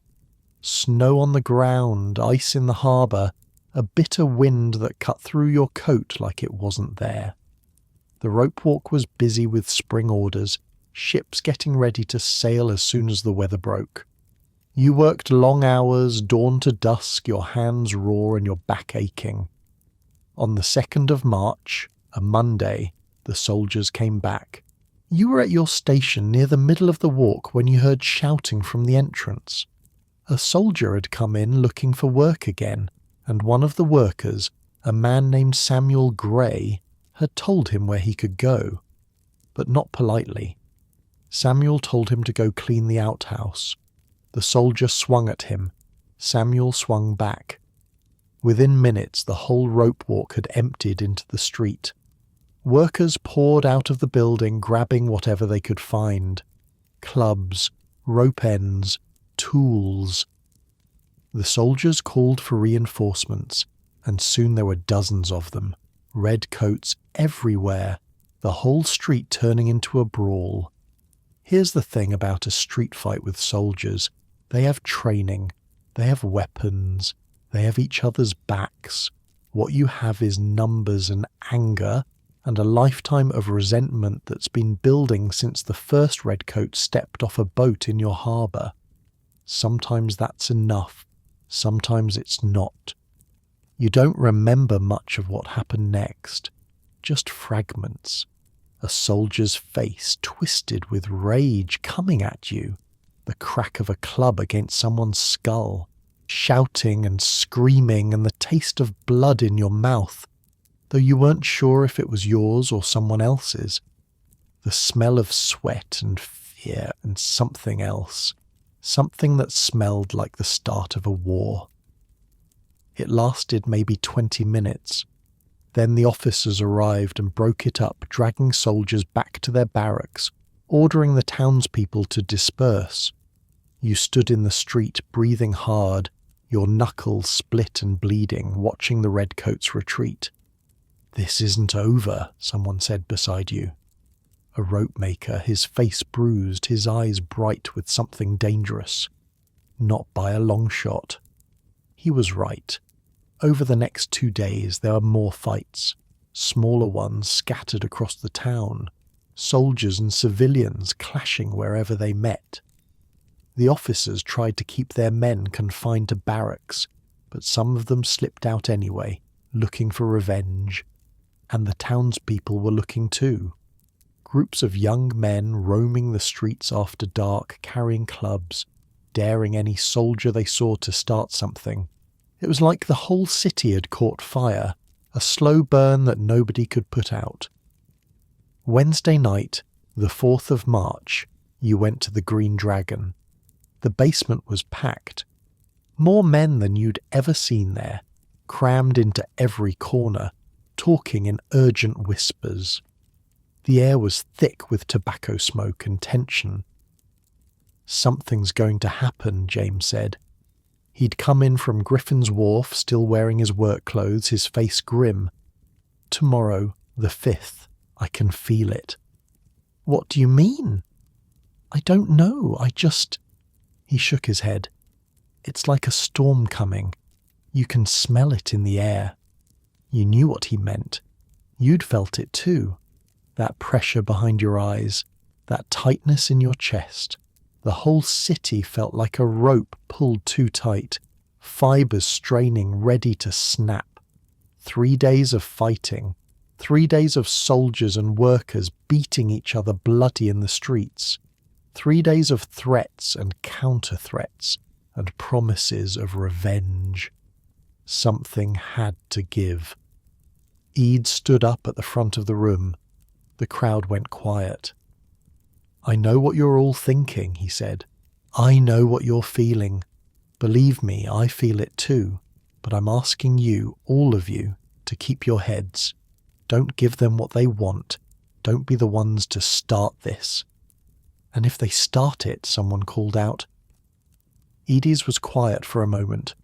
When he spoke again, his voice was barely above a whisper. "Then God help us all." Someone in the back laughed. But it wasn't a funny laugh. It was the laugh of a man who's made his peace with something. The laugh of a man who knows what's coming and has decided he's ready for it. You walked home through streets that felt different, quieter, tenser. A patrol of soldiers passed you, and for once they didn't stop, didn't say anything, just kept marching with their eyes straight ahead. They felt it too. Everyone felt it. At the boarding house, you lay on your mattress and stared at the ceiling. Sleep wouldn't come. Your mind kept running through the events of the past week. The funeral, the fight, the look on that soldier's face when he came at you with his fists raised. Tomorrow, the 5th of March, something was going to happen. You didn't know what. You didn't know where. But you knew it was coming, as sure as you knew the sun would rise. Outside your window, Boston waited. 16,000 people, lying in their beds, dreaming their separate dreams. Soldiers in their barracks, gripping their muskets, wondering what the morning would bring. The night was cold. The city was quiet. But not for long. The 5th of March started like any other day. You woke before dawn, same as always. Ate your breakfast of cold bread and weak beer. Walked to the rope walk in the grey light, your breath making clouds in the frozen air. Worked your station, spinning hemp into cordage, your hands moving through the familiar motions without needing to think about it. The tension from the past few days hung over everything. Men spoke in low voices, glancing toward the door whenever someone came in. But the work continued. It always continued. Ships still needed rope. The world didn't stop just because Boston was ready to explode. Samuel Gray was working a few stations down from you. You'd gotten to know him better over the past year, ever since you'd transferred to this rope walk. He was older than you by a decade, a family man with a wife and 2 children waiting for him at home. Good worker, quick with a joke. The kind of man who could lighten a room just by walking into it. He'd been in the thick of the fight on Monday, taken a nasty cut above his eye that was still scabbed over. When you'd asked him about it, he'd just shrugged. "Should see the other fellow," he'd said, and grinned. That was Samuel, always ready with a smile even when things were falling apart. The afternoon passed slowly. The light through the windows turned from grey to gold to grey again as the sun moved across the sky. By the time the work bell rang at dusk, your shoulders were aching and your fingers were numb from the cold that crept in through every crack in the walls. You walked home through streets that felt too quiet. Most people had gone inside already, doors shut tight against the cold and whatever else might be coming. A few soldiers passed you, moving in tight formation, their faces hard. You kept your eyes down and kept walking. At the boarding house you ate a quick supper, boiled fish and more bread. Mistress Hutchins seemed nervous, jumping at every sound from outside. When you asked her what was wrong, she just shook her head. "Something in the air tonight," she said. "Can't you feel it?" You could feel it. That same pressure you'd felt for days, but stronger now. Like the moment before lightning strikes, when the hair on your arm stands up and your skin prickles with electricity. You should have stayed inside, should have gone to bed early, pulled the blanket over your head, waited for morning. That's what the smart play would have been. But you've never been that smart. Around 8 o'clock you heard shouting from somewhere toward the centre of town. Then the church bell started ringing. Not the regular toll that marked the hours, but the urgent clanging that meant fire or trouble. You grabbed your coat and went out into the night. The streets were filling with people, all of them moving in the same direction. Toward King Street.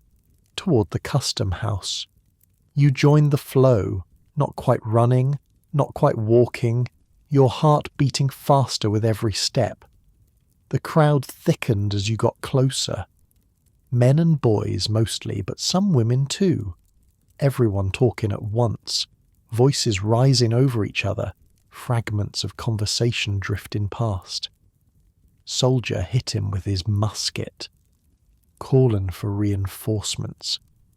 Bloody lobsterbacks think they can... The cold bit through your coat, but you barely noticed.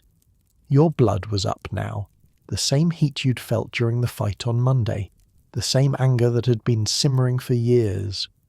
The snow crunched under your boots as you pushed forward, elbowing past men you didn't recognize, stepping over chunks of ice that had already been thrown. The smell hit you before you could see anything clearly. Torch smoke and unwashed bodies and something else. Something sharp like metal. Fear, maybe. Or excitement. Hard to tell the difference when they're mixed together like that. You pushed through the crowd until you could see what was happening. The custom house sat at the corner of King Street, a solid brick building that housed the tax collectors and their records. A lone sentry had been posted outside it all winter, standing guard in a little wooden box near the door.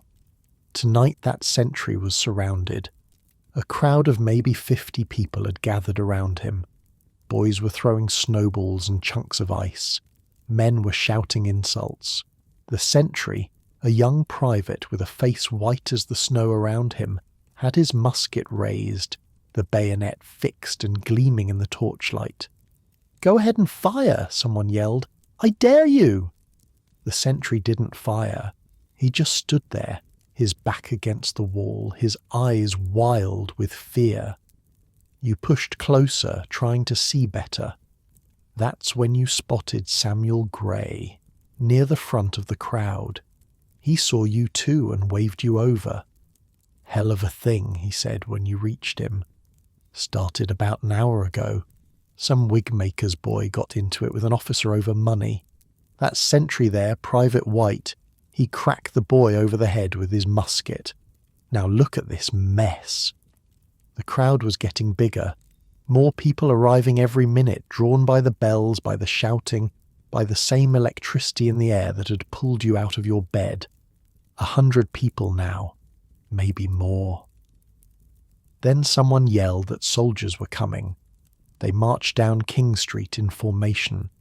7 of them plus an officer, their boots crunching on the packed snow, their bayonets fixed.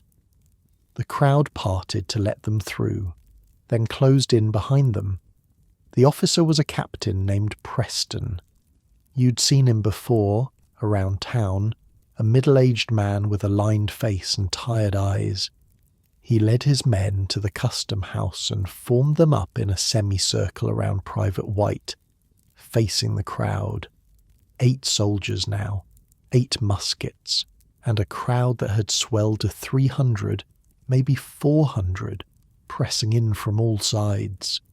The air smelled like smoke and sweat and something else. Fear, maybe, or hatred. Hard to tell the difference when they're mixed together like that. Torches flickered everywhere. casting wild shadows that made everything look like a nightmare. Someone threw a snowball. It hit one of the soldiers in the face, knocking his hat off. The crowd laughed.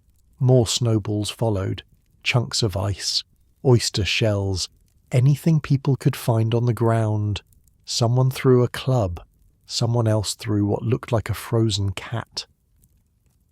The soldiers just stood there, taking it, their faces slick with sweat despite the cold. "Fire, you cowards!" the cry went up from somewhere in the crowd. "Fire if you dare!" And here's the thing about muskets. They're terrifying even when they're not being fired. Each one of those Brown Bess muskets weighs about 10 pounds. The bayonet attached to the front is 17 inches of steel. The ball it fires is nearly 3/4 of an inch across, big enough to take off a limb. 8 of them pointed at you from 10 feet away. And the men holding them are scared. You can see it in their eyes. Scared men with guns. Nothing more dangerous in the world. The soldiers stood their ground, muskets raised, their faces slick with sweat despite the cold.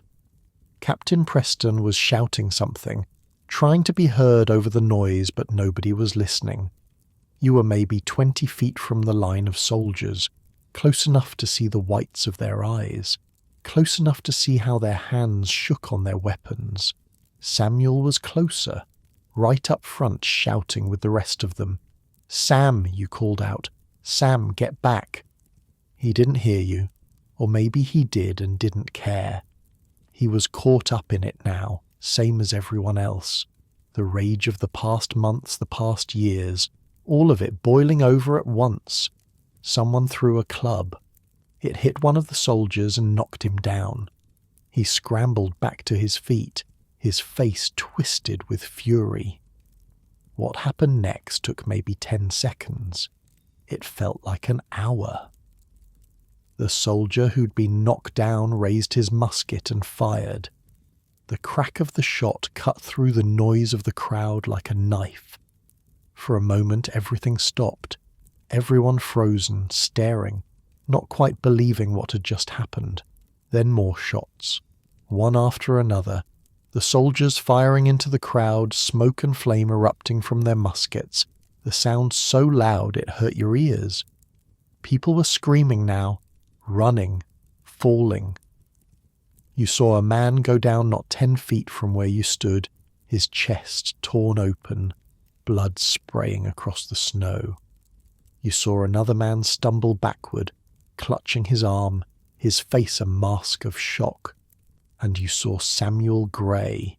He was still standing when the first shot hit him, still standing when the second one did. Then his legs buckled and he went down slow, like he was kneeling to pray. He fell face first into the snow and didn't move. "Sam!" You tried to run to him. Someone grabbed your arm, pulled you back. The crowd was surging now, people pushing in every direction, and you couldn't get through, couldn't reach him, could only watch as the snow around his body turned red. The firing stopped. The smoke cleared.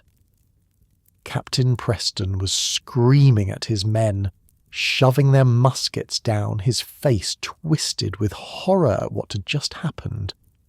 In the street, 5 bodies lay still. 5 men who'd been alive 30 seconds ago. Around them, others writhed and moaned, clutching wounds, crying for help. You recognized one of the bodies. A big man, dark-skinned, who worked as a sailor on the ships that came through the harbour. Crispus, his name was. Attucks. You'd seen him at the docks a dozen times, loading and unloading cargo with hands that could lift barrels like they were empty baskets. Some people said he was half Native American. Some said he was a runaway slave. Nobody knew for sure.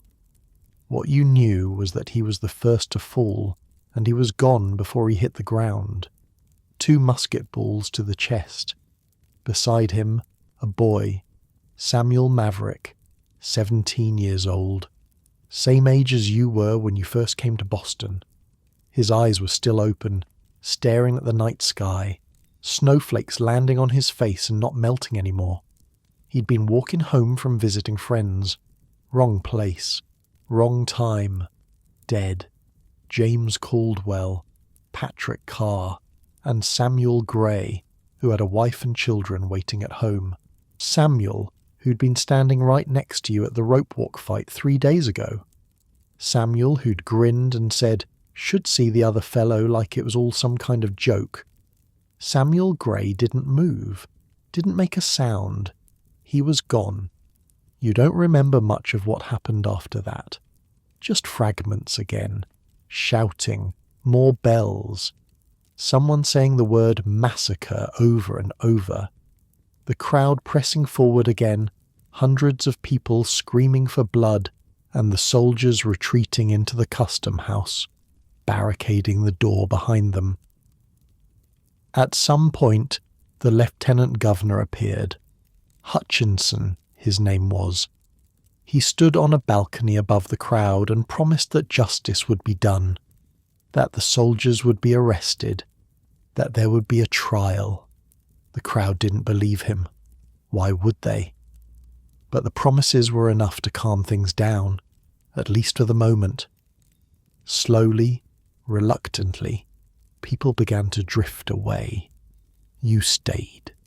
You stayed until they loaded Samuel's body onto a cart, until they covered him with a sheet that turned red within seconds, until the cart rolled away toward wherever they took the dead, its wheels leaving tracks in the bloody snow. Then you walked home. The streets were quiet now. Everyone had gone inside, stunned into silence by what had happened. You walked through the empty lanes like a ghost, your feet moving without any input from your brain. Your hands were shaking. You couldn't make them stop. Blood on the snow. That's what you kept seeing every time you blinked. The way it spread, dark and wet, steaming slightly in the cold air. The way Samuel had fallen slow, like time itself had stretched out to make sure you saw every moment of it. You passed the custom house again without meaning to. The soldiers were gone now, arrested and taken away. But the blood was still there, dark stains on the white ground, and people had started gathering, staring at it, pointing, talking in hushed voices. A woman was crying somewhere nearby. A man was shouting that this was war, that the time for talking was over. Someone else was praying, the words drifting through the cold air like smoke. You kept walking. At the boarding house, Mistress Hutchins took one look at your face and didn't ask any questions, just handed you a cup of something warm and guided you to a chair by the fire. You sat there until dawn, didn't sleep, didn't speak, just stared at the flames and thought about Samuel Gray. He had a wife, 2 children. They were probably awake right now, waiting for him to come home. Maybe they'd heard the bells, the shots, the screaming. Maybe they were sitting by their own fire, hoping, praying that he was safe. He wasn't safe. He was dead in the street because he'd been angry at the same things everyone was angry at. Because he'd been standing in the wrong place at the wrong moment.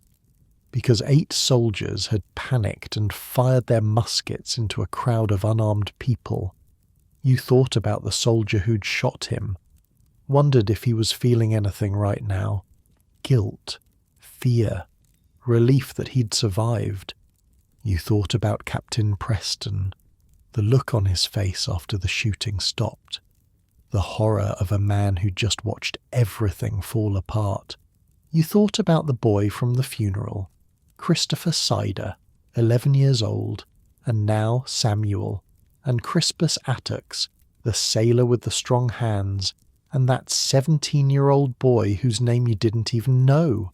How many more? How many more bodies before this was over? Outside you could hear voices, people moving through the streets again, the shock wearing off, the anger taking its place. Word was spreading across the city, across the colony, and by morning everyone would know what had happened on King Street. The soldiers had fired on civilians. 5 men were dead. Everything had changed. You thought about Eads, about Paul and Joseph and all the others at the Green Dragon. They'd been saying for months that something had to give. Well, it had given. The rope had finally snapped, and now there was no putting it back together. The fire burned low. The sky outside the window turned from black to grey. A new day was starting. The 6th of March, 1770. The first day of whatever came next. Somewhere in the city, Samuel's wife was waking up to find that her husband wasn't coming home. Somewhere, children were learning that their father was gone. And somewhere, 8 soldiers were sitting in jail cells, waiting to find out if they'd hang for what they'd done. You closed your eyes, just for a moment, and in the darkness behind your lids you could still see it. The flash of muskets, the blood on the snow, Samuel falling slow, like he was kneeling to pray. The boy's eyes still open, staring at nothing. Some things you never stop seeing. Some nights never really end. They buried them 3 days later, all 5 of them, together. Samuel Gray, Crispus Attucks, James Caldwell, Samuel Maverick, Patrick Carr. 5 men who'd been alive on Monday night, dead by Tuesday morning, lowered into the frozen ground on Thursday afternoon while half of Boston watched. The funeral made Christopher Cedar's procession look small. 10,000 people, some said, maybe more. The whole city turned out, and people from the surrounding towns too, farmers and merchants and tradesmen who'd heard what happened and wanted to bear witness. 4 of the coffins left from different houses across the city. Samuel's came from his home near the rope walk, carried by men you'd worked beside for years. Crispus Attucks and James Caldwell shared a hearse that started from Faneuil Hall. They met at the Liberty Tree, all 4 hearses converging at once, and from there the procession moved as one toward the granary burying ground. You walked near the front, close enough to see the coffin swaying with each step the bearers took, close enough to hear Samuel's widow crying somewhere behind you, a sound that cut through the silence like a knife. The streets were lined 6 deep on both sides, people in windows, people on rooftops. Everywhere you looked, faces watching, hats removed, heads bowed. The bells of every church in Boston were ringing, that same slow toll you'd heard at Sider's funeral, but louder now, fuller, like the whole city was mourning at once. They buried them in a single grave, all 5 together side by side the way they'd fallen in the street. A minister spoke words that the wind carried away before they reached you. Then it was over, but it wasn't over. In the weeks that followed, something strange happened. The anger that had been building for years, that had finally exploded on King Street, didn't fade. It spread. It grew. It took on a life of its own. Paul was at the centre of it. The silversmith you'd met at the Green Dragon, the one with the steady hands and the quick mind. Turns out he was an engraver too, and a few weeks after the funeral he produced something that changed everything. You saw it for the first time at Eads's print shop. A copper plate engraving showing the massacre as Paul imagined it. British soldiers lined up in neat rows, firing in unison into a helpless crowd. Captain Preston standing behind them with his sword raised, ordering the volley. The custom house in the background relabeled Butcher's Hall. Bodies falling, blood pooling, smoke rising from the muskets. Here's the thing about this engraving. Paul didn't actually see the massacre. He wasn't there. He based it partly on another engraver's work, a guy named Henry Pelham, who was furious when he found out, called Paul a thief. But Paul got his version printed first, and that's the one everyone remembers. The colours were garish. Bright red coats on the soldiers, bright red blood on the cobblestones, a blue sky overhead that made the whole scene look almost cheerful, which somehow made it worse, like a children's picture book about murder. And here's another thing. In the engraving, the soldiers are white. In reality, one of them was black, a guy named Andrew. But Paul made him white in the picture because propaganda doesn't do nuance. And Crispus Attucks, the first to fall, the man of African and native descent, he's barely visible in the image at all. It wasn't accurate. You'd been there. You knew it hadn't happened like that, all orderly and deliberate. It had been chaos, confusion, scared men on both sides making terrible decisions in a matter of seconds. The soldiers hadn't been lined up neatly. Captain Preston hadn't raised his sword like some kind of conductor. The crowd hadn't been innocent bystanders standing peacefully in the street.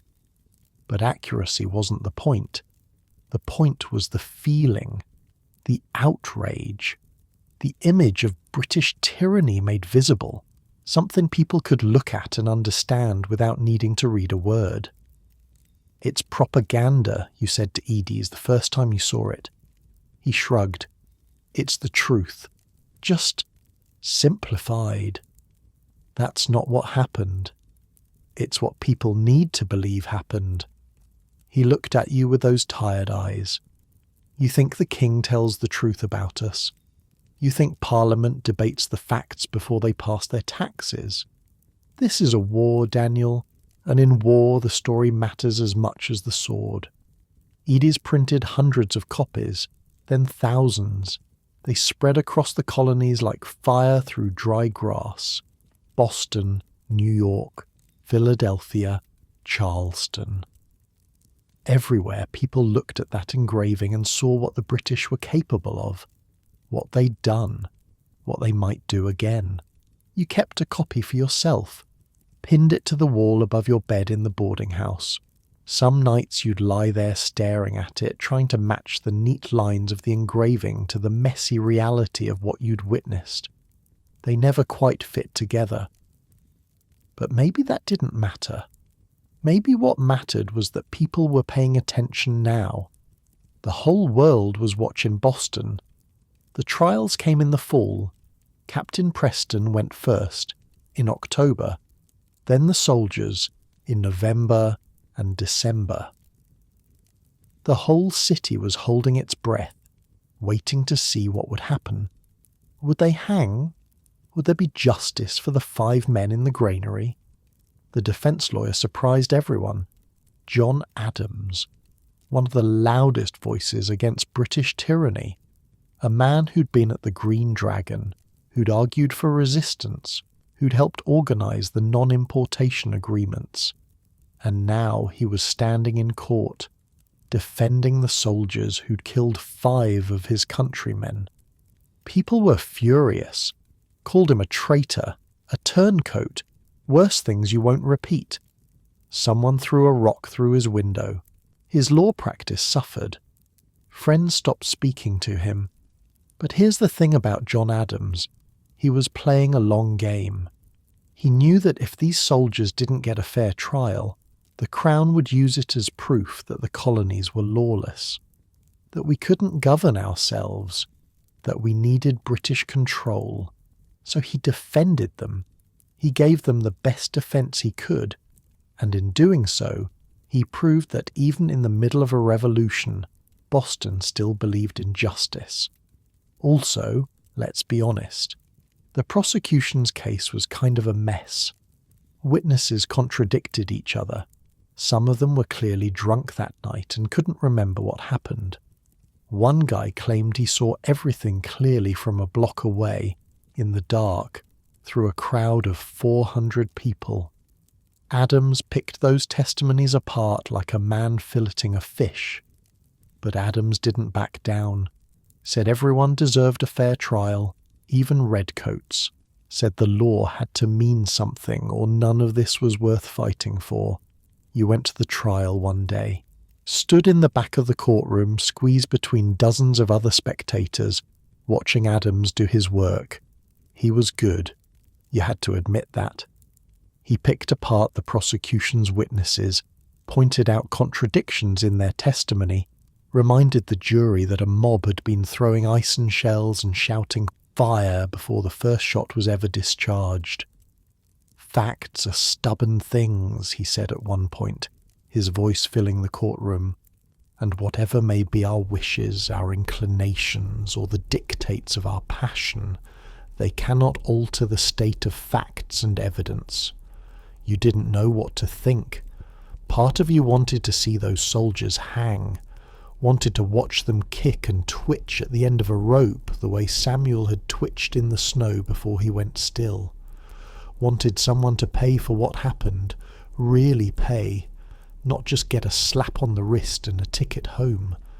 But another part of you, a quieter part, understood what Adams was trying to do. If we become like them, what's the point? If we throw out the law whenever it's inconvenient, how are we any better than the tyrants we're fighting against? The verdicts came down in December. Preston was acquitted. The jury said the evidence didn't prove he'd given the order to fire. 6 of the soldiers were acquitted too. Not enough proof, the jury said. Too much confusion that night. Too many conflicting stories. 2 soldiers were convicted, Montgomery and Kilroy, the ones who definitely fired, whose musket balls had definitely killed. But not murder, manslaughter, a lesser charge. Instead of hanging, they were branded on the thumb, a hot iron pressed into their flesh, marking them forever as killers. Then they were released. That was it. That was justice. 2 burned thumbs for 5 dead men. The Green Dragon was quiet that night. Nobody knew what to say. Ede sat in the corner staring at nothing. Paul was there too, his face hard, his hands clenched into fists on the table in front of him. "We'll remember this," someone said finally. "Every year on the 5th of March, we'll remember what they did." And they did. Every year after that, the anniversary of the massacre was marked with speeches and ceremonies. Church bells ringing at the hour the shots were fired. Orators recounting what happened, making sure nobody forgot.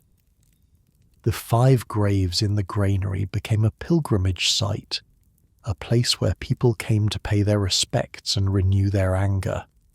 But life went on. That's the thing about tragedy. It doesn't stop the world from turning. The soldiers left Boston, all of them, shipped out to Castle William in the harbour, then eventually back to England. The common emptied. The barracks came down. The streets that had been full of redcoats for 2 years were suddenly, strangely quiet. You went back to the rope walk, back to the work, spinning hemp, pulling cables, earning your wages. The days blurred together the way they always had. Spring turned to summer, summer to fall, fall to winter.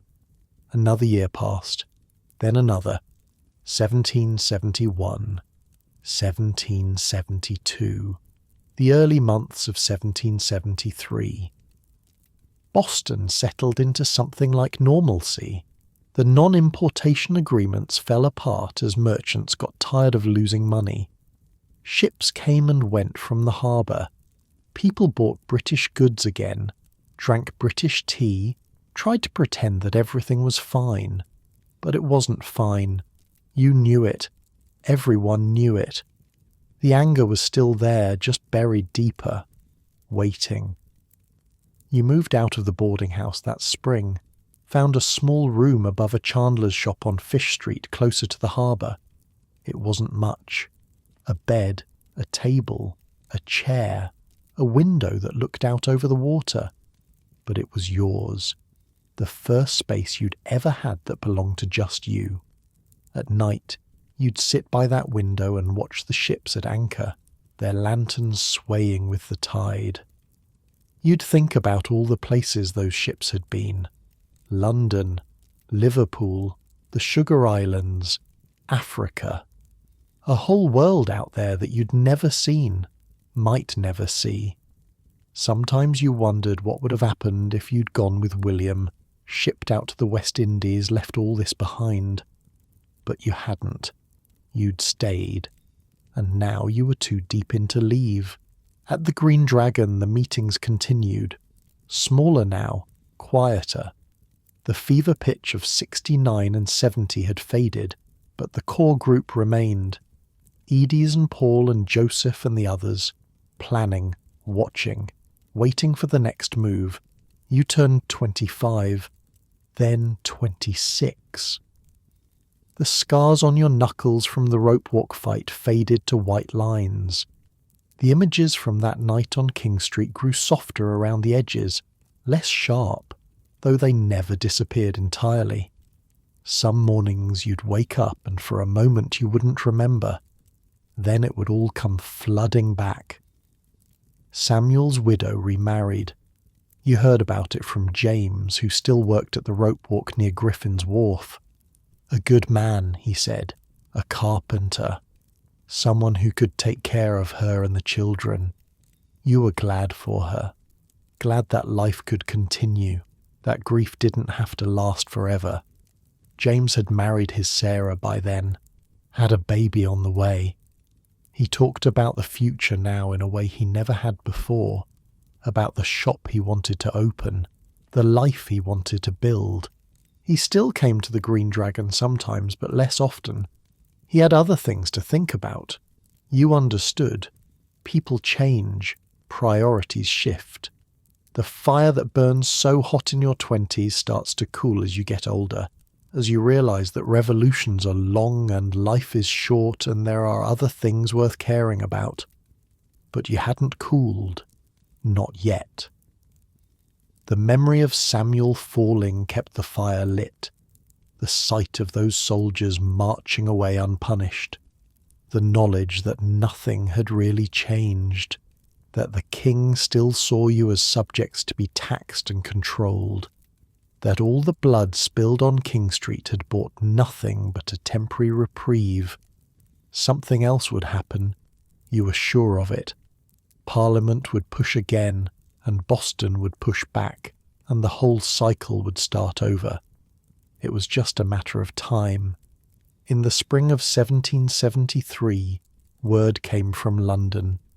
A new act. Something about tea.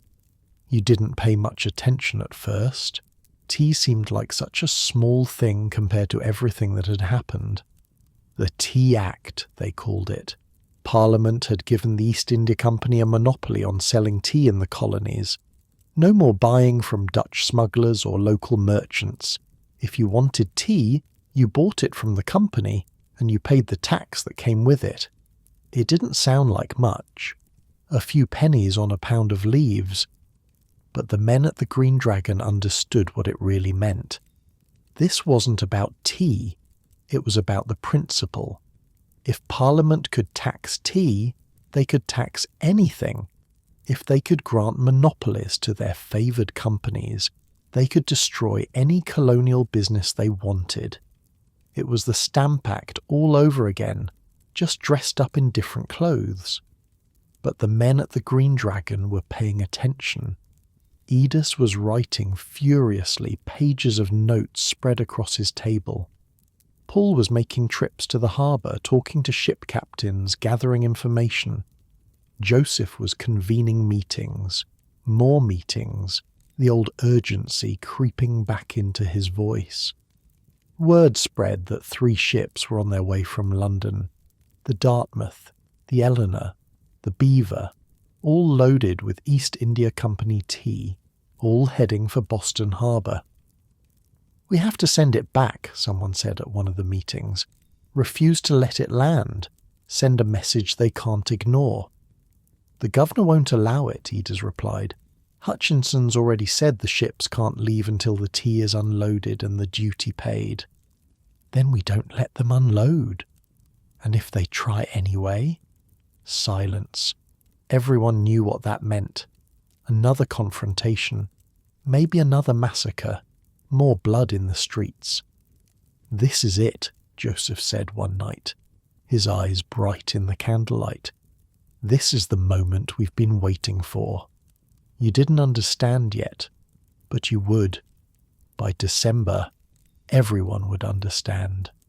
The tea ships were coming. The Dartmouth sailed into Boston Harbour on a grey November morning. You were at the rope walk when word came, a boy running down the street shouting that the tea ship had arrived. Everyone stopped working. Everyone looked at each other. This was it. The moment they'd been talking about for months. The ship anchored at Griffin's Wharf, right where James worked. Within hours, guards were posted to make sure nobody tried to unload the cargo or destroy it.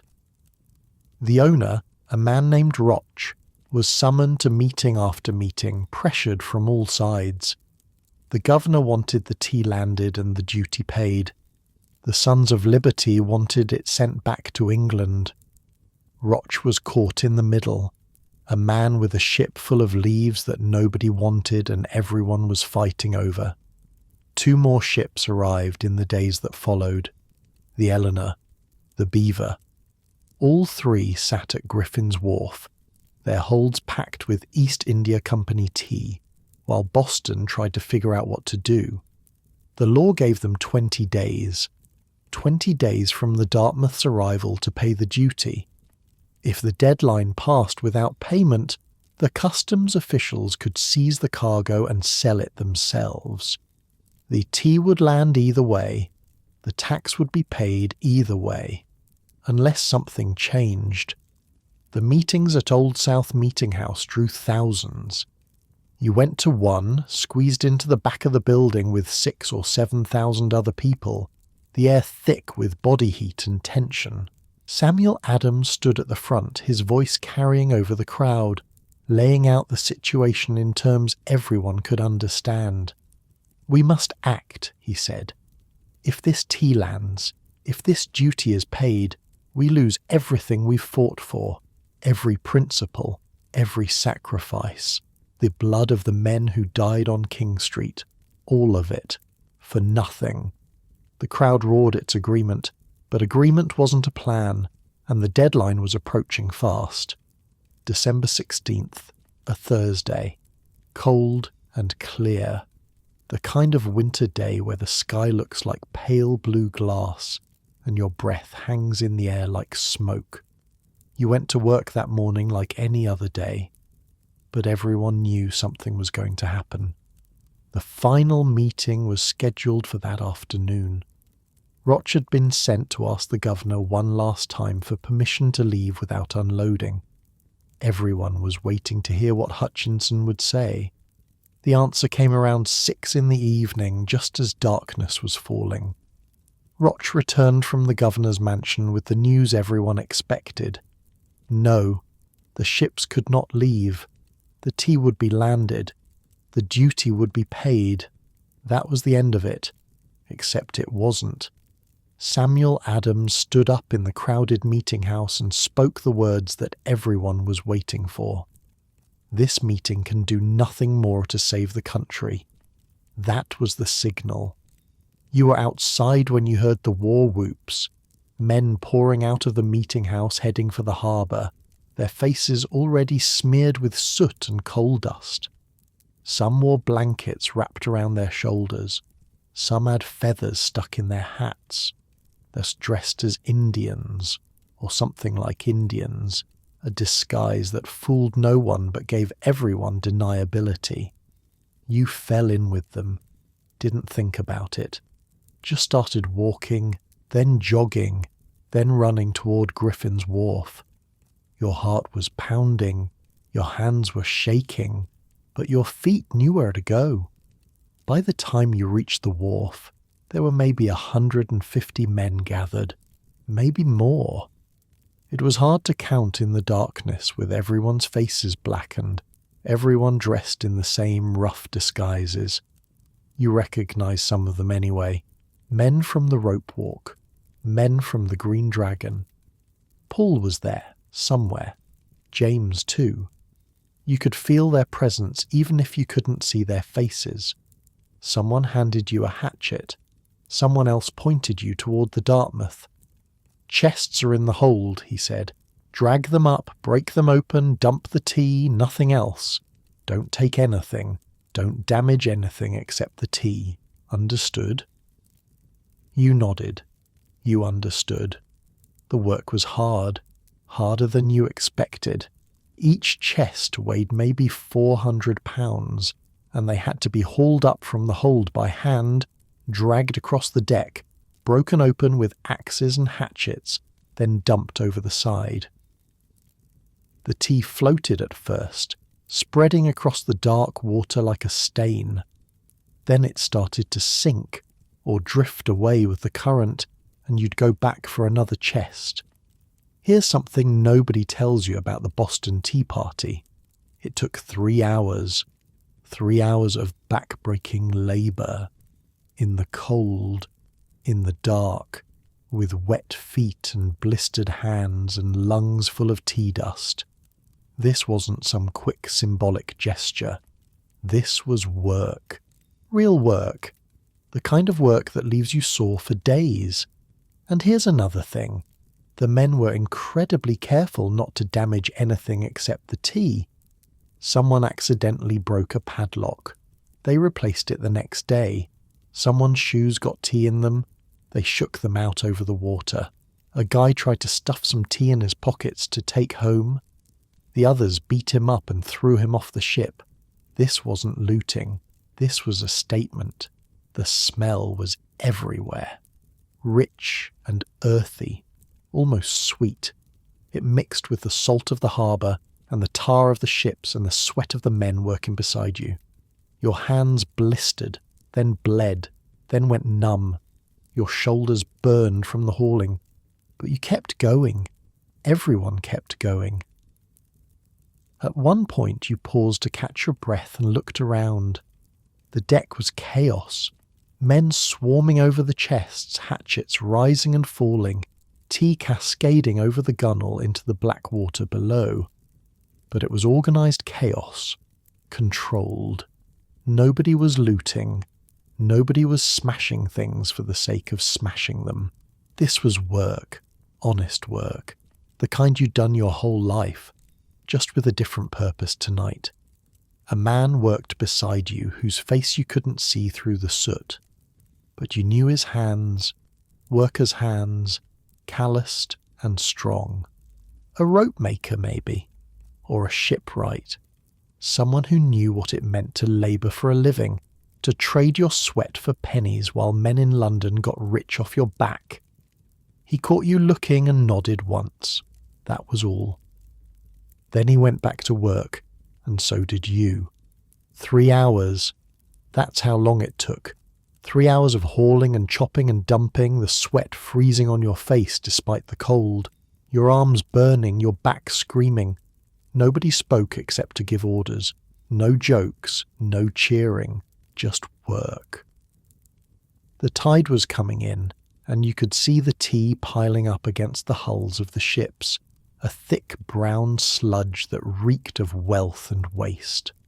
Some of the boys in the crowd had waded out to their knees, pushing the tea away from shore with oars and paddles, making sure none of it could be salvaged. 342 chests, 92,000 pounds of tea, worth more than 10,000 pounds sterling. In today's money, that's roughly $1.7 million.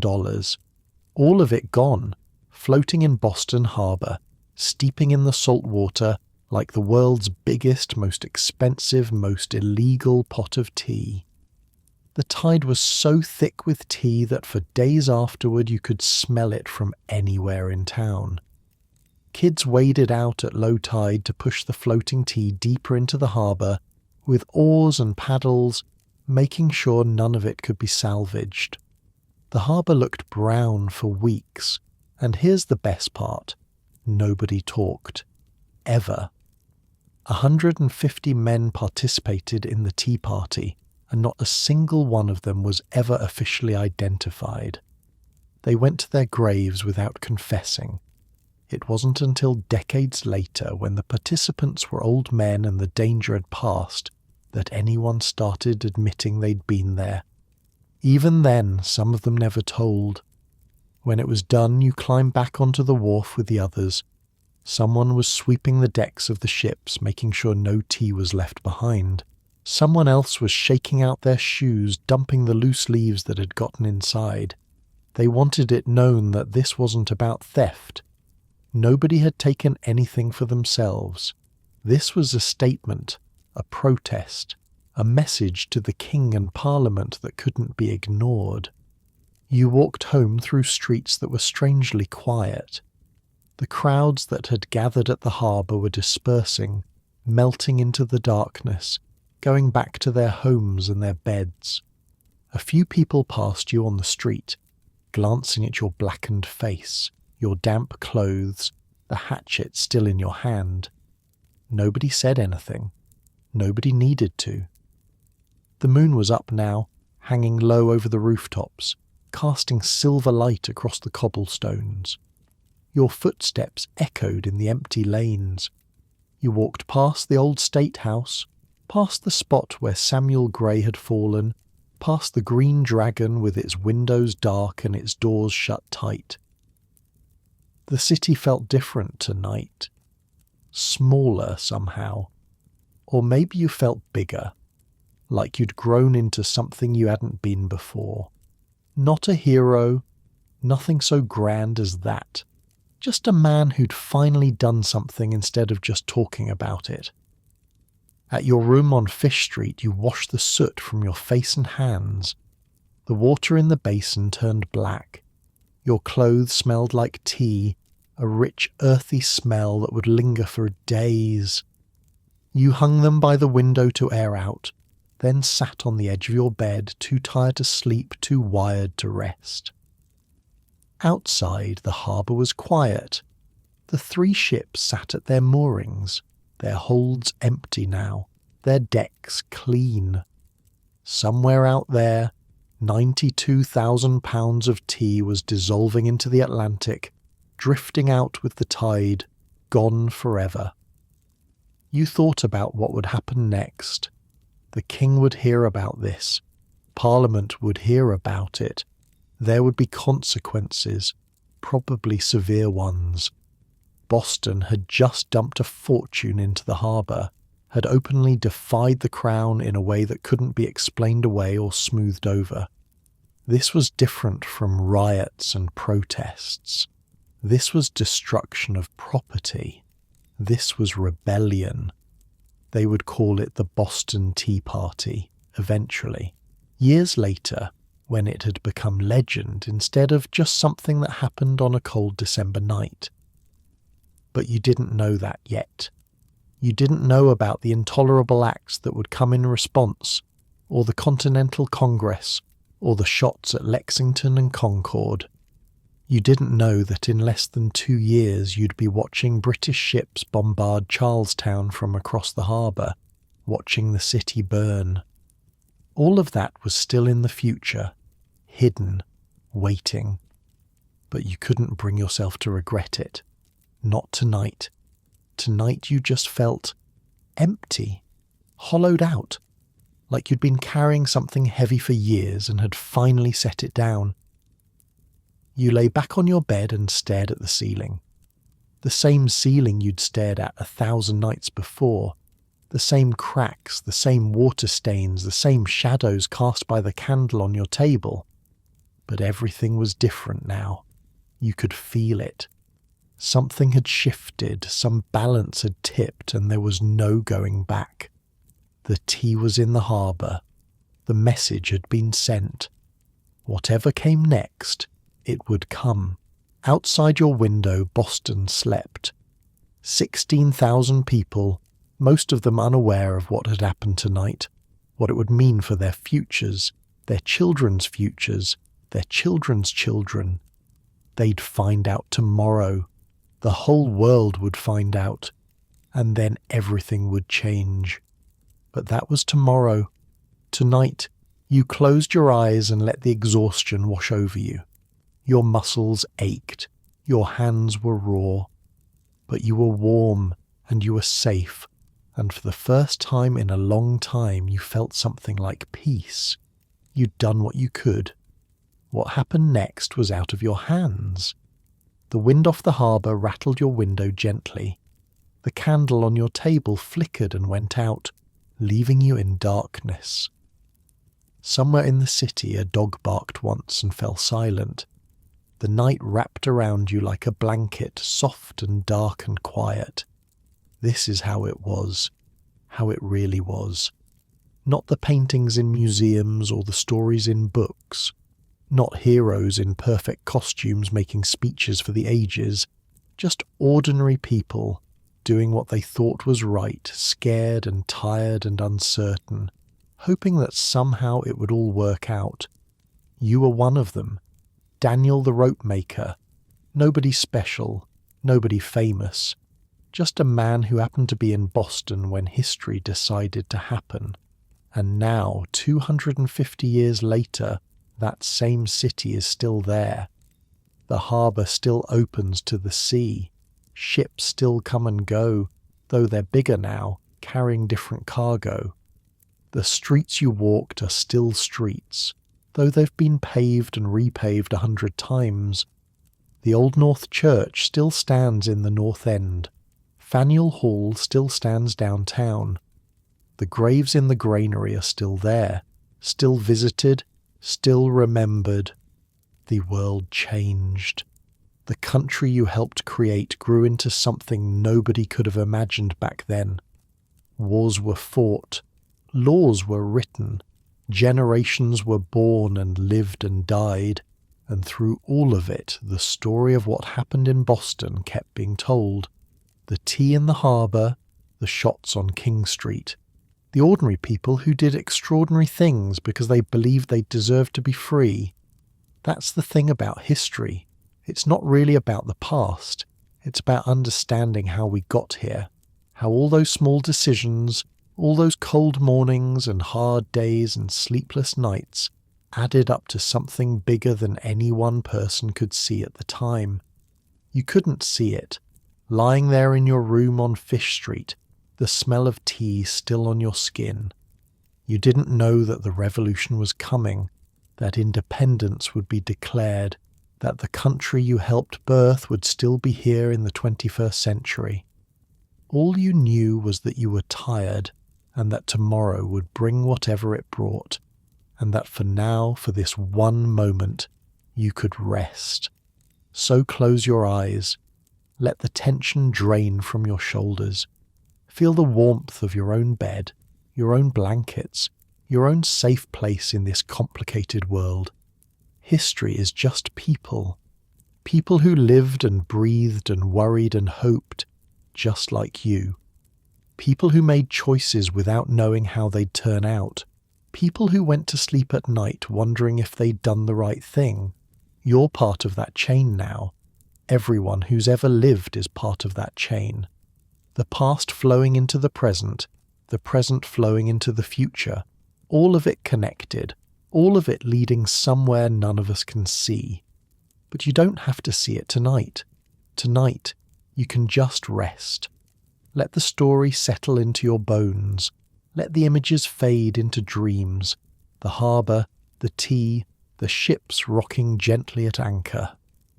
Daniel walking home through empty streets, his work finally done. Sleep well. Tomorrow is another day, and history, as always, will be waiting.